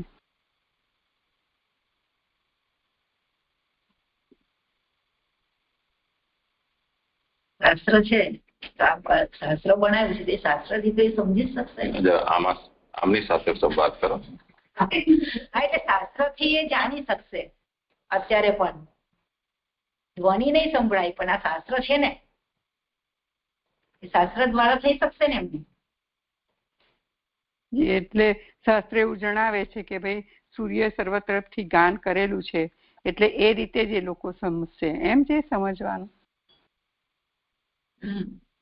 જે શ્રદ્ધા વાળા છે, અને જેઓ શ્રદ્ધા વાળા છે, એ શ્રદ્ધા વાળાઓએ તો ફરીથી આ રીતે શ્રવણ કરવાનું છે. એટલે શાસ્ત્ર થી અમને અધ્યયન કર્યા કરવાનું છે. જેમ અમને કીધું ને કે સૂર્યોએ ગાન કરેલું છે, તો એ સૂર્યોએ જે રીતે ગાન કર્યું છે એવી રીતે આપણે શાસ્ત્રનું જ્ઞાન કર્યા કરવાનું છે. જે આ રીતે સમજવાનું છે. કંઈક હોય તો આપ જણાવજો. પ્રણામ. એટલે સૂર્યોએ જેમના ઉદાર કર્મોનું ગાન કરેલું છે એ કર્મોને અમને કહો, અમે એ સાંભળવામાં શ્રદ્ધાશીલ છીએ. તો એક પ્રશ્ન તો એ છે કે સૂર્યોએ ગાન કરેલું છે તમને ખબર છે, તો તમે સાંભળેલા છે, તો અમારું લોહી શું કામ પીવો છો? એક તો વાત એ છે. અને બીજો મુદ્દો એ છે કે તમે સાંભળી ક્યાંથી આવ્યા? જેમ આમને એમ થયું કે ભાઈ પહેલેથી સાંભળી રાખ્યું છે, હવે અત્યારે તો બધી રેકોર્ડિંગ ઉપલબ્ધ છે કે પુસ્તકના રૂપમાં છે, તો એવી રીતે કદાચ એમના પરિચયમાં એમણે તો નારદજીનું નામ દઈ દીધું. હવે આ વખતે તો શૌનકાદિ વગેરેને તો નારદજીનો સાક્ષાત્કાર છે, કેમ કે એ લોકો હજારો વર્ષથી અહીંયા સ્વાહા કરી જ રહ્યા છે. તો નારદજી ગમે ત્યારે તો એમને નારાયણ સંભળાવી જશે ને. તો એમનો દ્વારા તો સાક્ષાત કર્ણથી જ એમણે ભગવાનના ગુણકર્મો છે એનું શ્રવણ કરેલું છે. પણ મૂળ તાત્પર્ય એવું છે કે ભગવાનના જે ઉદાર ચરિત્રો કે કર્મો એવા છે કે જે ત્રિલોકીની અંદર બધા જ લોકો ગાન કરે જ છે, સદા સર્વદા કરે છે. કે આ સૂતજી પધાર્યા તે જ વખતે એકદમ પ્રથમ વખત કોઈએ પૂછ્યું હોય ને એમને મુક્તિ શ્રવણ કરવાનો અવસર આવ્યો હોય એવું થોડું છે. તો બધા જ કરી રહ્યા છે. હવે એમને અમે ફરીથી સાંભળવા માંગીએ છીએ, કેમ કે અમે એમાં શ્રદ્ધાશીલ છીએ. અમારા કાન છે એને સાંભળવા છતાં પણ, અનેક વાર સાંભળવા છતાં પણ તૃપ્ત થતા નથી. અમારી એમાં પરમ શ્રદ્ધા છે. એ તાત્પર્ય છે કે પરિતો ગીતાની તેથી સર્વતો દૂરાત શ્રવણ સંભવ. ચારે બાજુ ગવાય છે એટલે દૂરથી પણ એનું શ્રવણ સંભવ છે. એવું જરૂરી નથી કે વક્તાની ઉપસત્તિ અમે કરી હોય. અમે 5:30 વાગે હનુમાન ચાલીસા સાંભળીએ છીએ, કેમ કે પરિતો ગીતાની તેથી સર્વતો દૂરાત શ્રવણ સંભવ. ચારે બાજુ ગવાય છે. થોડીક વાર એમાં ગવાય, પછી 15 મિનિટ લઈને ને કંજરી રોડ ઉપર ગવાય. હજી બળિયાદેવમાં નવું મંદિર બની રહ્યું છે એવું લાગે છે, એટલે કદાચ થોડા દિવસ પછી ત્યાં કોઈ ભૂંગળું લાગી જશે તો 3 સાઈડથી આપણા કાન પરિત શ્રવણ થશે. તો ત્યાં સુધી જવાની જરૂરત જ નહીં હોય.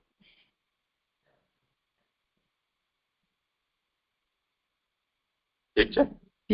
હા જી, સુંદર થઈ. પ્રણામ જી. હા, એવી રીતે એક આરંભથી ભગવાનના અવતારના પ્રયોજન અને કર્મોના પ્રશ્ન કર્યા. હવે જુદા આરંભથી નીચેના શ્લોકથી અવતારની કથા સંબંધી પ્રશ્ન કરે છે. એટલે ઉપર આપણે જોયું કે ભગવાનના અવતારના પ્રયોજન અને કર્મોના પ્રશ્ન કર્યા, અને હવે અહીંયા આગળ ભગવાનના અવતારની કથા સંબંધી પ્રશ્ન કરે છે. અથ આખ્યાહી હરે ધીમન અવતાર કથા શુભાઃ લીલા વિદ્ધતઃ સ્વયં ઈશ્વરસ્ય આત્મમાયયા. હવે હે બુદ્ધિશાળી, પોતાની માયાથી સ્વચ્છંદપણે લીલા કરતા ઈશ્વર હરિના અવતારોની શુભ કથાઓ કહો. હવે આ શુદ્ધિ માટે કહી રહ્યા છે સોમનાથજી કે હે બુદ્ધિશાળી, પોતાની માયાથી સ્વચ્છંદપણે લીલા કરતા ઈશ્વર અને હરિના અવતારોની શુભ કથાઓ કહો. સુબોધિનીજી, જો કે કેટલાક અવતારો જુદા જુદા ઉપાખ્યાનોમાં અમે શ્રવણ કર્યા છે, છતાં એક આરંભમાં બધા અવતારો તેમના ખાસ ગુણો સાથે જાણવા છે. તેથી ઉત્કંઠાથી જુદો પ્રશ્ન કરેલ છે. એટલે અહીંયા આગળ મહાપ્રભુ સમજાવે છે કે કેટલાક અવતારો છે એ બધા તો જુદા જુદા ઉપાખ્યાનોથી, એટલે કે સર્વ તરફથી અમે શ્રવણ કરેલા છે, છતાં પણ એક જ આરંભથી બધા જ અવતારો અને એમના ભગવાનના ખાસ ગુણો એ સાથે જાણવા છે. એવી ઉત્કંઠાથી અહીંયા જુદો પ્રશ્ન અવતારની કથા સંબંધી કરે છે. અથ એટલે હવે શબ્દ એ જુદા આરંભના અર્થમાં યોજાય છે.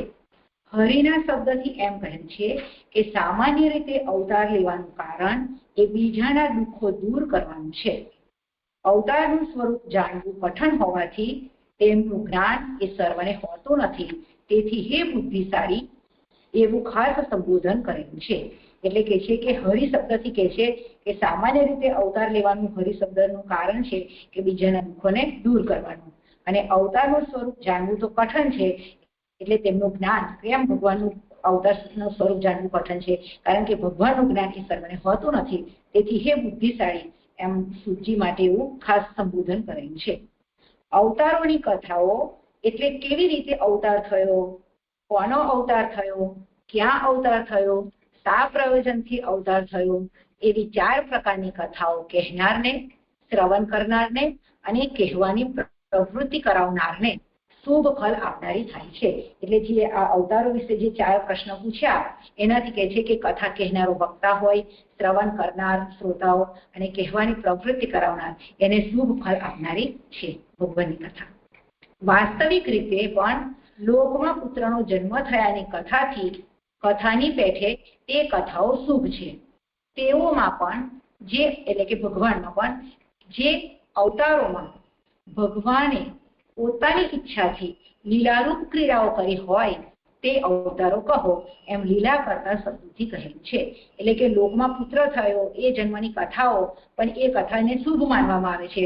તેવી જ રીતે જે ભગવાનના અવતારો છે એ અવતારોમાં ભગવાને પોતાની ઈચ્છાથી જે લીલારૂપ ક્રીડાઓ કરી છે તે અવતારો કહો, એમ લીલા કરતા શબ્દથી કહેલું છે. પછી શ્લોકમાં કીધું સ્વૈરમ એટલે કે સ્વચ્છંદપણે, એટલે મર્યાદાનું ઉલ્લંઘન કરીને પણ ક્રીડા કરી હોય તે કહો. તે કરવાનું કારણ ઈશ્વર શબ્દથી કહેલું છે. એટલે કે જે કીધું કે મર્યાદાનું ઉલ્લંઘન કરીને પણ જો ક્રીડા કરી હોય તો એ કરવાનું કારણ એ પણ એ ઈશ્વર શબ્દથી કહેલું છે. ભગવાનને સર્વ થવાની શક્તિ માયાને વિપરીત કાર્યનો નિભાવ કરવામાં અને તેથી તેમને દોષ ન લાગવામાં કારણરૂપ કહેલી છે. તે માયા ભગવાનની પોતાની હોવાથી બીજાઓથી તે જાણી શકાતી નથી અને ઉલ્લંઘન કરી શકાતી નથી. એટલે કે છે કે ભગવાનને સર્વ થવાની શક્તિ એટલે કે સર્વભવન સામર્થ્ય એ જે માયા છે એ માયાને આ વિપરીત કાર્યનો નિભાવ કરવામાં અને ભગવાનને દોષ ન લાગવાનું, કારણ કે પ્રભુની પોતાની છે એટલે દોષ ન લાગવાનું એ આ કારણ રૂપે કહેલી છે. અને તે માયા એટલે કે ભગવાનને પોતાની હોવાથી એ બીજા જાણી શકતા નથી, ભગવાન જ જાણી શકે છે.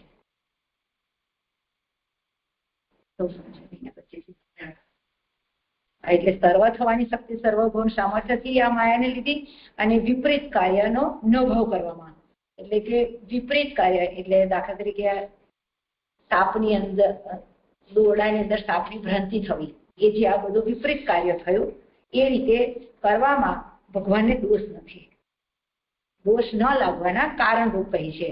કારણ કે એ માયા ભગવાનની છે એટલે ભગવાનની પોતાની હોવાથી બીજા જાણી શકતા નથી.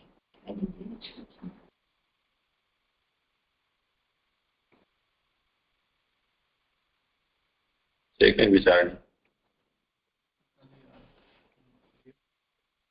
છૂટી ગુજરાતી થઈ ગયું છે હરિમાં રેફ.